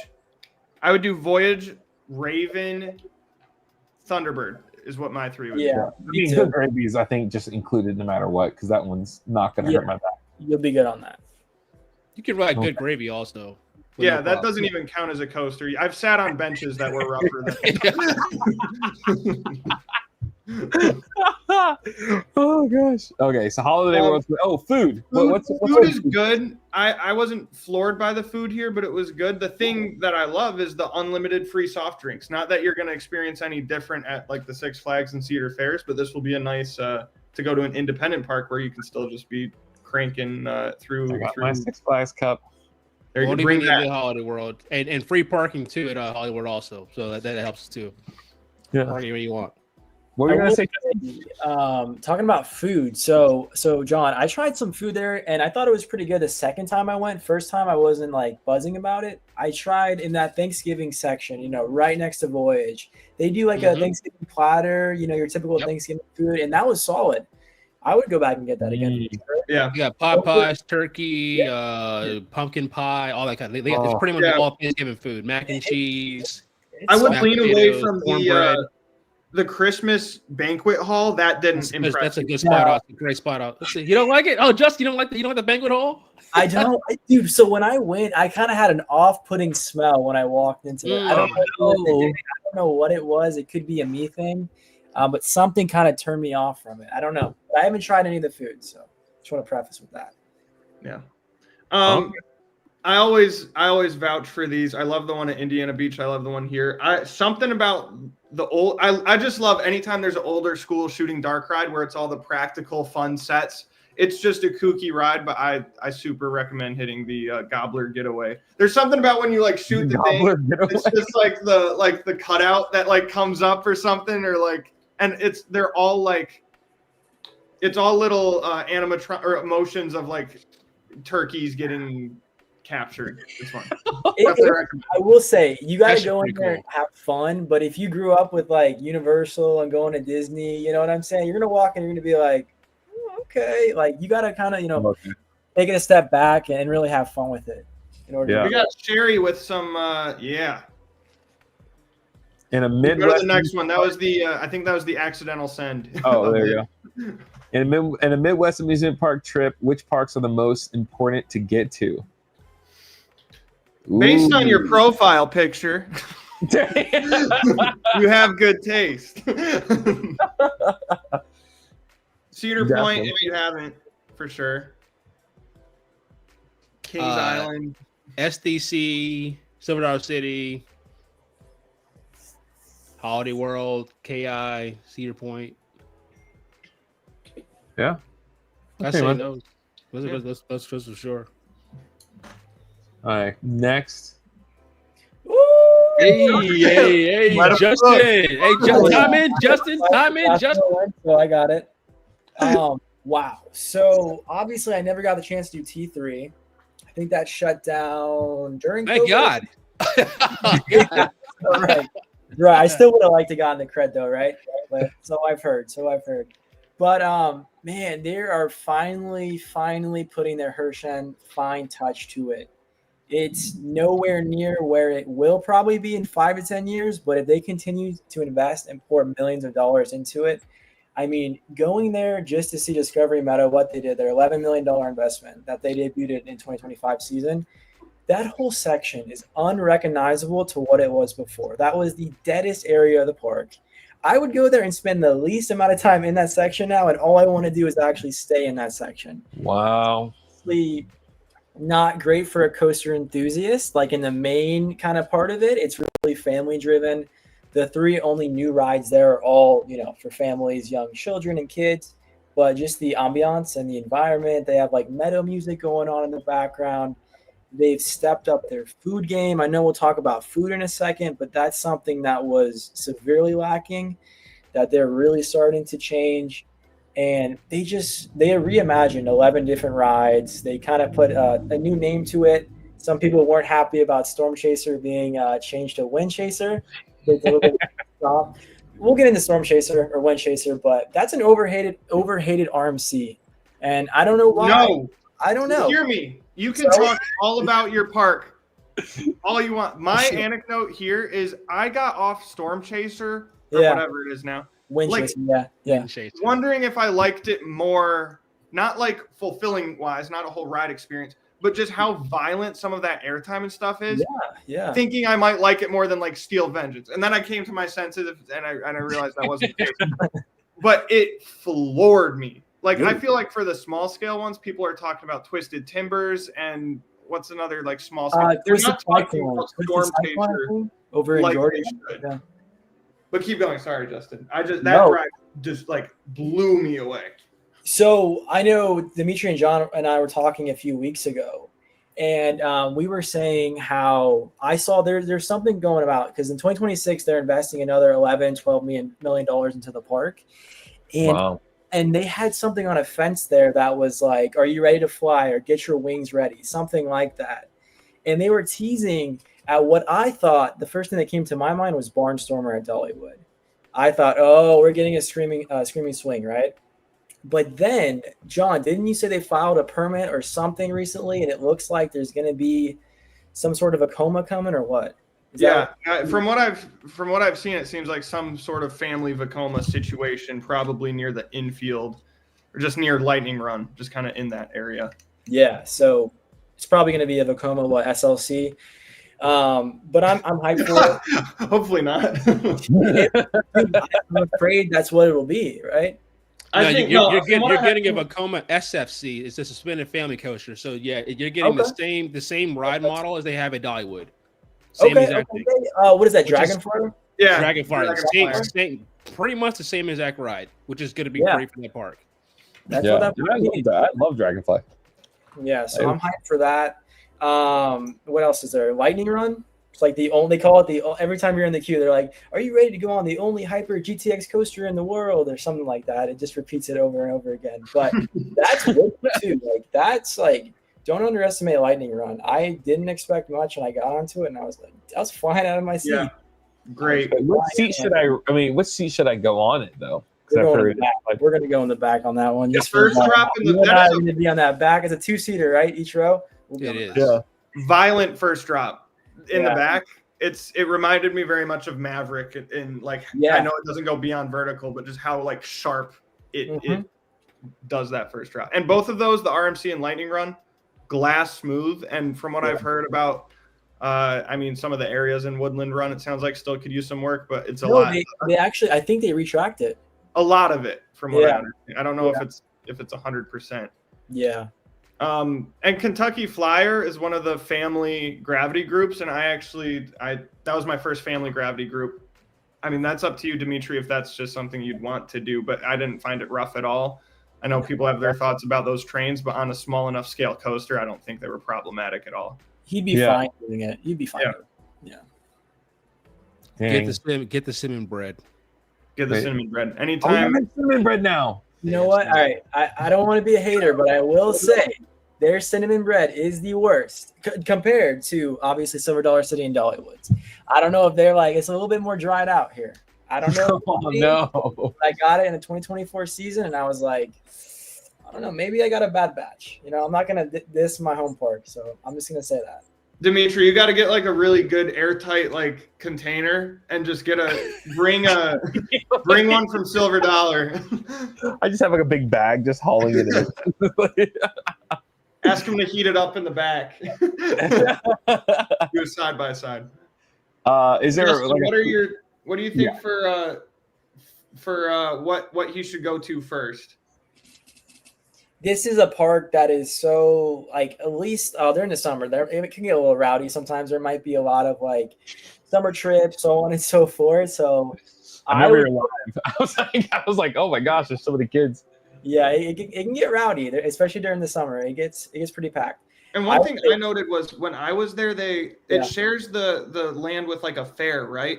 It does. And there was a huge car show or something going on in the parking lot. So that actually made like some of the logistical getting in and out of the park a bit of a hassle. But, it's connected to the fairgrounds, so it can get a little crazy if there's like a big event going on. It just really depends. If you're going on the weekend, there's probably an event going on, because it's connected to like the exposition center, the fairgrounds. but we'll be fine. It's still pretty. Oh, it's a Saturday that we're going. I know there's probably something. We should search that up. But you want to run to Lightning Run? It's a really slow line, really, really slow line, and they're not the fastest at dispatch over there. And then once you knock that out, Dimitri, like we're gonna have all day to just walk around, chill, hang out. Like it's low key. You know, you're gonna be able to do everything you want to do, even if it's so. Food. Oh yeah. Not so bueno. The food is not. It is. We say go to Mickey D's before we. We will probably hit up Mickey D's. I will say, Bloom's Barbecue. It's a newer restaurant that they do have in Discovery Meadow. I've heard great things about it. I haven't yet to try it, but here's what I'm gonna tell you. I'm gonna keep it real. It's about $20 per entree per plate. So I know that it's normal. It's about average for a theme park, but that Mickey D's might be a little bit more affordable. That is true. By the end of the trip, I'll be pretty much out of money by the end of the trip. So so we'll make it work. There's not much of a worse diss to a theme park's food than. Yeah, we'll just stop at McDonald's on the way. You hate to see that. I will say, John, they're making tremendous improvements. So they're going to be there in 5 to 10 years with the Hershey touch and flair. I like to say, it's going to be even more unrecognizable. I'm actually really, really glad I was able to go to the park last year. Yeah, because I probably won't get there for another few years, so that I can kind of really see the before. And I'm super excited to see what this after is going to look like of this transformation. For sure. Yeah. All right, our next one, Kings Island. This one's definitely one that I really wanted to visit. I've always wanted to, because King's Dominion, a lot of people have told me that this is better than King's Dominion, but I don't know how anybody else feels on that. I went to King's Dominion in 2016, and if you were to ask 2025 me, I would say this park's better. But they have done so much to King's Dominion since then. So it's not for me to give you that ranking, but. Well, it's good. So King's On is this is why I say like it's gonna be weird when you walk in, because it's gonna look almost like King's Dominion minus all the trees. So like what? Really? Yeah, there's no trees. Like it's open. It's completely open. So it's like minus all the trees. So when you see International Street, it's gonna be completely like open. Like you can see the whole park when you walk in. Unlike KD, like it has trees and shade. King's Island's open. It's like think modern. It's like an open format, but it looks like the same. Eiffel Tower's there, the fountain's there, all that stuff's there. Just take away the trees, and like the International Street looks a little different. It's like flat, and I like King's Island's park layout better than King's Dominion's park layout. KD's 400 acres. This is 384, but their layout is better because everything's more together. Whereas King's Dominion kind of has 6 or 7 coaches all in Jungle X. King's Island's got a better layout for move through. They got 6 of the same rides, so six exact same rides. Yeah. And then you'll also get the Bat, which is the same ride as Vortex that you'll have just ridden at Canada's Wonderland. It's a walk to get there, but it's there. It's a walk. It's back there. But no, it's a great park. The only thing, depends on what you like. So I think you'll probably like Kings Island probably a little better than Kings Dominion, because it depends on what you like for like your top tier rides. Like Giga for Giga, I like 305. When it comes to Timbers versus Timbers, I'll take Twisted. And then you have the two of the. I'll take them Twisted. I'll take Twisted. I'll take Twisted Timbers. Then it's Diamondback and Banshee versus Rapterra and Dominator. It depends on what you like. I heard that on that, and everything else is the same. So I think you might favor this a little because it has the B&M Hyper over there that you might like. I think you like Hyper. So you'll probably like Diamondback. But the park layout's really cool. Great operations, friendly staff. Park looks good. It's run very well. If a park isn't a Universal or Disney park, I don't think there's one in the U.S. that really can match the constant throughput of Kings Island. Their operations are unbelievable, especially for a regional park. Yeah. my pedestal here is that Diamondback is like an elite ride. Like by far my favorite hyper. It has like a good bit of shake going on, but if you get it running hot near the back, borderline ejector on half of those Camelbacks. Ridiculous. But that's one thing I am curious about is out of all the hypers I've been on, this is probably the shakiest. So I'd be curious to see where you'll land. Yeah, it's kind of crazy because like they like it. This is my worst B&M hyper. Like for me. Oh, yeah, I can't stand it. I hate Diamondback. all right. Yeah, For that reason, I can't have a good time on it, man. Like because just his point there, it just shakes like the entire time. I can't get past the shake, like the entire time. Good layout, fair. Excellent layout though, man. I just can't get past it's just constant vibration like the entire ride.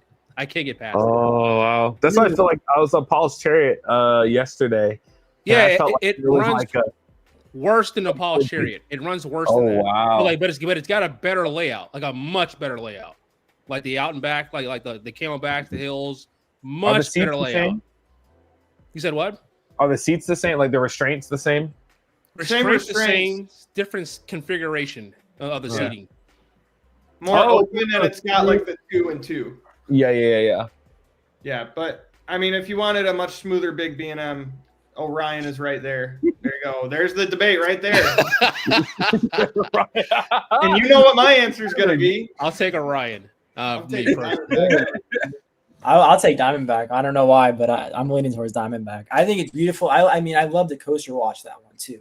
The splashdown water effect is awesome, and Orion is not my favorite Giga. So yeah, this is my least favorite Giga, but it's not a bad ride. It's just that all the other Gigas are just really good, or are just a little better. I always say there's no such thing as a bad Giga coaster. There's just no such thing, you know. I think a standout here too is Banshee is just a fascinatingly like unique invert. Like compared to any of the main 90s inverts you've been on, which are just crazy, like whippy, fast transitions, that sort of intense. This intense here is like different. It's like in the same way I'd imagine like a lot of people like the big dive coasters. It's sort of like this. It's like those big, powerful elements that flow into each other, but there's a lot of like drawn out, more of a sense of flying. In my opinion, Banshee rides more like most wing coasters do than other inverts. Like it reminds me of like how Gatekeeper rides. How do you like the restraints though? Terrible. I did not want to make any faces, but they are horrible. It's the same ones you had on Raptera, but like the vest restraints, but their biggest flaw. Those restraints' biggest flaw is that they tighten down, this is a consistent G-force ride where it's just gonna be like cinching down the entire time. So I need to ride this first, probably when I get into the park. So ERT is Orion. So if you want to get in there for early ride time. Oh, okay. Good point. Yeah, something to think about too. Sherry says going to Kings Island for the first time later this year. What rides should I focus on the most? Oh my god. We can't seem to agree, but we could probably all agree on like Mystic, Timbers, and the Beast. Yeah. You got to do those. Gotta do those. You got to do Orion, and I guess Diamondback. If you can handle a little shimmying, check that out. If not, that's awesome. Yeah, I agree with that. I say all the B&Ms, like ride all the B&Ms, and then the 2 classic Woodies. I said the 3 Woodies, like Racer, Beast, and Diamondback. Beast it's and dueling. The Racer is incredible. It's fun. It's running great. Yeah. And the Beast at night too. So Dimitri, if you have energy, I mean, it's totally up to you how you feel, but the Beast is one of the best night rides. Oh yeah, you can ride this. It's just it's not going to beat you up. It's just straight track and no hills. It's just fast. Yeah, it's just fast. I'm dead serious. Like it's just fast. Like it's not going to like throw you around like that at all. It's not too. Yeah. No, it's very easy to ride. Oh, let's go. Despite it being the last of its breed in Vertigo, the inverted non-super boomerang. Probably not the prime choice for your situation. I've already ridden one of those already, so it was a long time ago. But yeah, that would be my one and done here. You don't need to ride the you don't need the hang and bang in the kids section. You're not gonna need probably in Vertigo. You definitely don't want to get on Flight of Fear. That one this version doesn't run very good. It's like a car crash in the dark. Yeah, it hits the brake. It hits the midcourse brake run extremely hard. Here.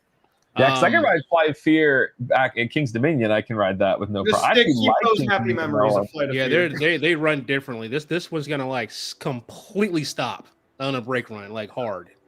It still can heat up like and get moving by the end of the ride, but at that point it's running pretty bouncy. Like it bounces around a lot.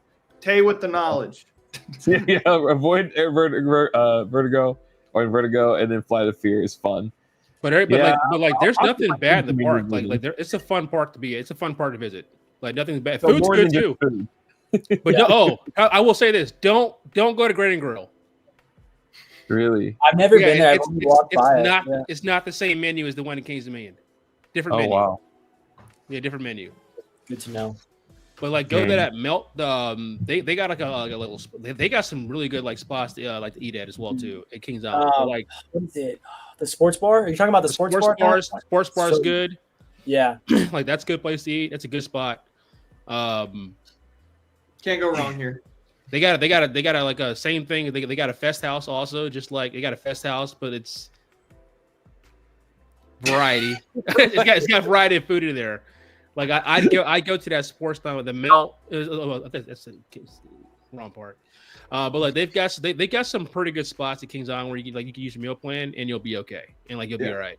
Oh, okay. Food quality is pretty good there. For sure. And I don't know what's going to be going on in that time of year, but a lot of times they got good events going on at Kings Island. Yeah, they have the food and wine right now. So I think that's through the end of June, if I'm not mistaken. But they're doing their food and wine right now. Yeah, I actually might go in a week or two.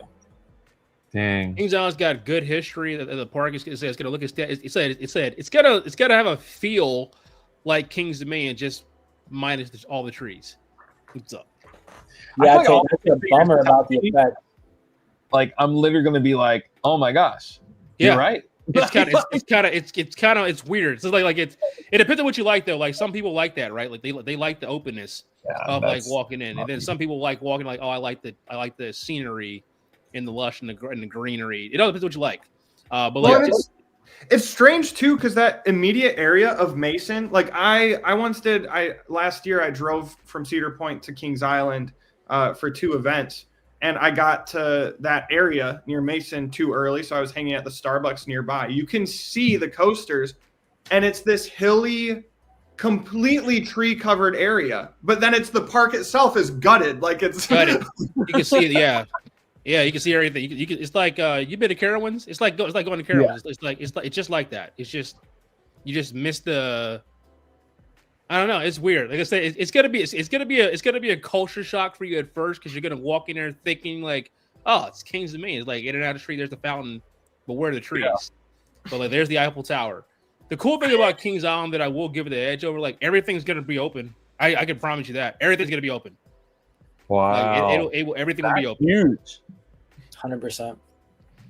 And yeah, to Tay's point, bummer that the stunt coasters haven't had their effects going. I must have lucked out. My first visit was like 4 or 5 years ago.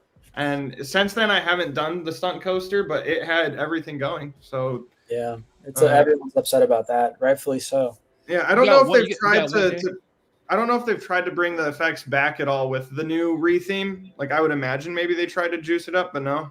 No, not yet. No, they're still down. Last I heard. Yeah. So I've heard at least. Yeah. Got some cool Cincinnati photos on the ride, though. Hey, there you go. Hey, listen, I know Kings Dominion like turned theirs off because like they're getting ready to do a whole like jungle type ride. So like I get it. So like cut the budget. You know what I'm saying? Like, hey, we're about to retheme this thing anyway.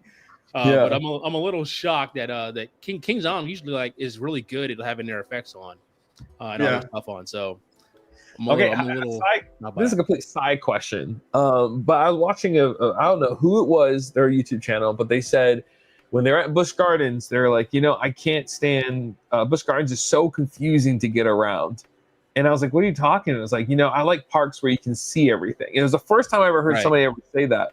But do you agree that Busch Gardens, do you think that's a confusing park to get around as far as like ride layout? Or well, for me, this is where me and you are probably on the same page because we live in Virginia. I like having all the. I like the trees. I like the scenery. That it's Virginia. You know what I mean? Like it's like you walk in the Busch Gardens, like you're in Virginia. You walk into Kings Dominion, you're in Virginia. Like the trees, the aesthetics, the gardening, the landscaping. I think that adds to the park. But like it also has mystery too, because you can't see everything. There's mystery. So I like that. I like that you can't see what's going on in the entire park. But then there's some people who don't like that. It's like, hey, you know what? I want to be able to walk in and like know where to go. So there's the Giga, there's the Hyper, there's this ride. Let me make a beeline straight there, and I can't get lost. I just know that when I'm in Kings Dominion, like if I ever want to find something, the Eiffel Tower is visible from like pretty much everywhere in the park. So I know where. Okay, I'm over here because there's the Eiffel Tower over there. I'm on this side of the park. Yeah. And then if I want to go somewhere else, but like I like shade personally. I like landscaping. I like those extra touches. Yes. It just kind of gives the park more flavor, more character. Kings Island used to have all that. It just doesn't. No. So it's not like a corporate park at all. Like it's got spots all over the park where it's like beautiful and they have landscaping. Yeah. It's just at that International Street. And then most of the park is just deprived of like trees. So it'll just be a different aesthetic from like KD and Kings Island. So it's weird. Like when I walked in there, I felt like something was missing. Like that's because my home park is key. I was like, what is going on here? I was like, what's going on here? Like it's different. And then I came back home and I was like, oh, I love this. Oh, I just love the fact that I just love that. I'm not getting cooked in the sun. I just love that. I'm not getting burnt. I can. Oh, look at the trees. Oh, look at the landscape. Look at the flowers. I liked all that kind of stuff. All right. But it looks good though. Like it's not. Kings Island is a beautiful park. It's gorgeous. I mean, like it is gorgeous when you walk in there. Like everything is really neat, tidy, organized, clean. It's a good looking park. It really is. And to your point, runs super well. Well. Tay have 2 trains. Everything's 2 for multiple trains. At least 2. Yeah, everything. Yeah, it'll be at full capacity, like when the park's operating. Yeah, I like Tay. Just remember when you go to amusement parks, wear good shoes because you'll be doing a lot of walking. True, and I like the follow up. The longest walk you'll do in Kings Island is going through the queue for the bat. That is oh my god! Listen, very true. It's a long walk. That's it's there. It's back there. Yeah, I'm excited for that one. You gotta want to ride it. Let's put it that way. It's out the way. Like bat. And the sign's like a half mile from the actual like entrance of the ride. So you'll see the sign, and then you got to walk like a half mile just to get to the station. But why is it so far back? It's just where they could build it. I don't know. Weird. It's back there. It's weird, but it's also a really neat. Like I said, I think I prefer Vortex's location, but it's a really unique location because there's this big hill and it's kind of like this gulch almost, and you'll go through the queue and the station itself is like very elevated off of this like big dipped area where half the layout winds up going into. It's like a very unique setting for a ride. And to your point, Mike, of like I'm the same way. I much favor a park that has a lot of reveals. That's like one where you're like, if you didn't go the first time I went, I forgot. I knew the bat existed, but I forgot about it that trip. You could easily never know the bat is ever there, and you would not know unless you go into its plaza. So it's super I need to remember that for the sake of it. And then Sherry, what's your biggest hot take in Cedar Point? Yours is that you hate Magnum. Yeah, stupid ride. That's what caused us to leave. That was I was like, okay, I'm done. I'm done. I'm sorry. I know everybody else, they can love it. But even with a good back, I didn't like it. And maybe I went in with the wrong expectation because I just went off of Millennium Force. And then that was our next ride after. No, it was Millennium Force, Mantis, and then Corkscrew, and then we went to Raptor, and then there. And so like it was like yeah. I'm that's my hot take. Yes, that's my hot take. What's your hot take, John? I'm still thinking of mine, man. I need you to go. Oh, my hot take is that Maverick is the best ride in the park. My hot take. I don't agree, but I can totally go there. I would Maverick not is my favorite ride in the park. I would not fault anyone for having Steel Vengeance, Maverick, Top Thrill 2, even Millennium Force. I would not fault anyone. Pretty sure I'm gonna have Vengeance probably is my third favorite in the park after I ride Top Thrill 2. All right, let's move to the last one. We're almost there. We're a little over time. Just by a little bit. This is a complete side note. It's interesting to see how different parks and chains have very different styles of maps. Like the new Six Flags and Cedar Fair is going in the very minimalist approach, and I like seeing like these ones where it's very clearly more charming, in my opinion. Yeah, no, for sure. Side note for Tay, when I went to Cedar Point for the first time a couple of years ago, I thought Blue Streak was going to be like a mini racer. Oh, was I so wrong?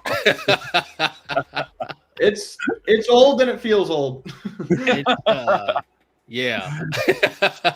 That's cool. It's got some nice pops to it, but yeah, you're not. No one got off Blue Streak thinking it's a newer ride. Yeah, this one for me is first. Kennywood is something I've always wanted to go to since I was a little kid. Even with the original Phantom, like that was the ride I wanted to ride, but I never got to ride it, which stinks. But like this is just the thing. That's why this one's special to me. And then Steel Curtain, because it has a drop that has a corkscrew, it reminds me of Dragonfire. And so that's like one of the reasons why I wanted to get to it. This channel was actually named Dragonfire for the longest time. I think that's still present in like the full URL or something. Sometimes it is. It probably is. But I had to change it because the reality is no one knows who it is. They don't know how to spell it, and it was just. I know what it is, and like you just gain a whole bunch of like more cool points because I didn't know that about your channel. That you had a name at the Dragonfire, which is still to this day the best air loop I've ever ridden. It was like one of my top 10 roller coasters, and it's the coaster that made me a coaster enthusiast to this day. Like really? Like marathoning Dragonfire, like as a little kid, whatever, for like 3 hours, like made me a coaster enthusiast. It was a beautiful ride to watch. Sad, like, it had to go up. Kennywood. Sure. This is I call this nostalgic the park. It's got like a lot of like nostalgic character to it. You're gonna love Phantom's Revenge. I'll tell you that much right now. That's an awesome ride. You're gonna love Phantom's Revenge. No. They got a bunch of like 100-year-old coaches, or like 80-year-old coaches in this park that are like, and they run good, and they run just fine. Yeah, wow! This is another park that takes care of their woodies. Was it Dorney Park has that? What is it? Ride the 100-year-old one, the Thunderhawk, I think. Thunderhawk. Yeah. In relation to that one, because I was able to ride that one. I wasn't like. Oh yeah, you'll be able to ride these with no problem. With zero issues. Yeah, you'll be all right. Nothing here is gonna like do anything to you. The worst I hear about Skyrocket, the premiere launch, is just that the second half is super boring. But I still hear that that's a good ride overall. Just tight. No comfort collars, no seatbelt. So this is cool. Yeah, this park is like Phantom's Revenge is, yeah, like yeah, like yeah, worth the trip alone. It's worth the trip alone. Like just to get on Phantom's Revenge, that's worth the trip alone. Where are you going first? As soon as you're through the gates, where are you going? Credit if you're credit on, you got to go. You got to go to Skyrocket. Phantom's Revenge actually won't have a long line. You got to go to Skyrocket or you got to go to Steel Curtain. One of those two. Like they're gonna have long lines. I have to be my first one. That's the one that I've just been. It's just been this whole time, just looking at it or just hearing. Like not being able to even do anything.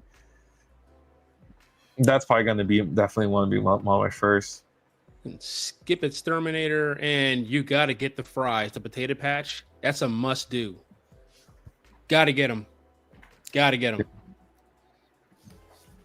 I don't even know what those are. Yeah, it's a staple for just the park only, like their fries. You can put like bacon and cheese on there. It's the longest line in the park.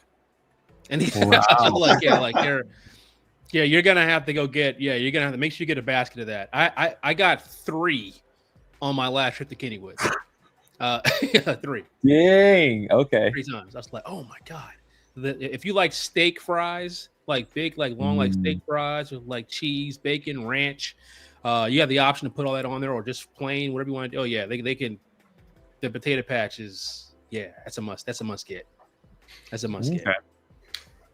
All right, cool. All right, so for the sake of time, since we are like beyond our 10 p.m. deadline, and I thank you guys so much for even hanging out this long and just talking theme parks. Saturday night, Sunday morning. Yeah, but like it means a lot. Like this is seriously will transform my trip in such a way that I'm rethinking how I need to do it.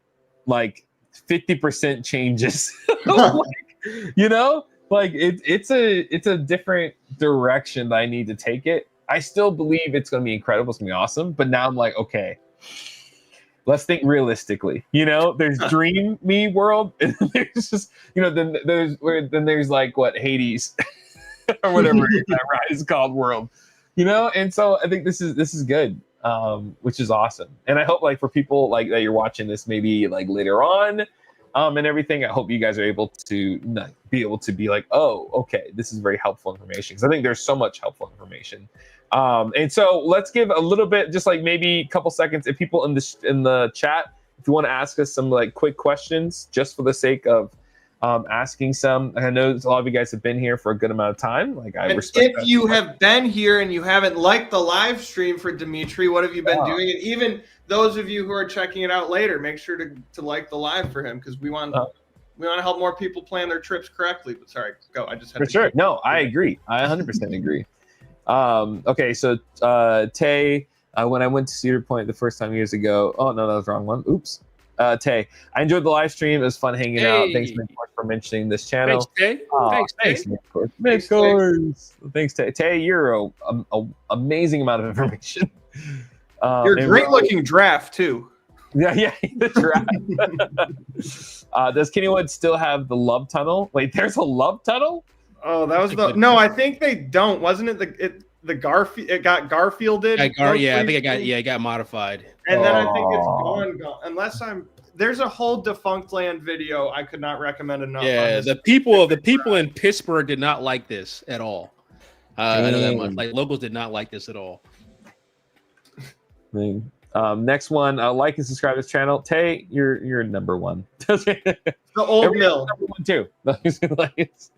Midcourse Discourse should come more to some more Planko live streams and maybe Shivering Timbers recreation. I'm getting recommended what content to make on your channel. I love this. Scary. I'll get. Give the people what they want. Guys, let's be real. Midcourse Discourse is amazing, and he's awesome, and so he's a good friend and a good person. So he should get a lot of well-deserved likes and talks about. Like from the very beginning, I was like, this guy is going somewhere, and he's blowing up right now, which is really cool. I feel the same way as soon as you told me about him, Dimitri. Yeah, guys, on that. Sherry, I'll be back on Planet Coaster soon. Yeah. I'm sort of saving some of that for the off season, but maybe I'll pop the game open again soon. Dude, off-season content is real. There's some videos I'm gonna do for Busch Gardens, and I'm just like, I need to wait for it to be off-season because I need stuff to be able to do.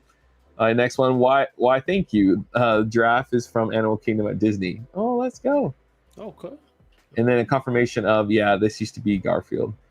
Okay, well, guys, we're gonna end the stream in a few. I'll keep these guys on for like a couple more seconds afterwards. But seriously, thank you so much. This is awesome. Stay tuned for the trip itself, because there's gonna be a whole lot. You guys get to actually see it happening in a week's time, 2 weeks. I'm gonna try to do a turnover when it comes down to music, or when it comes down to editing and getting that out there. But seriously, thank you so much, and we will see you soon. And then again, I know it's a shameful plug, but tomorrow, Coasters After Dark is coming out for Busch Gardens, Williamsburg, and talk to you guys later. Thank you.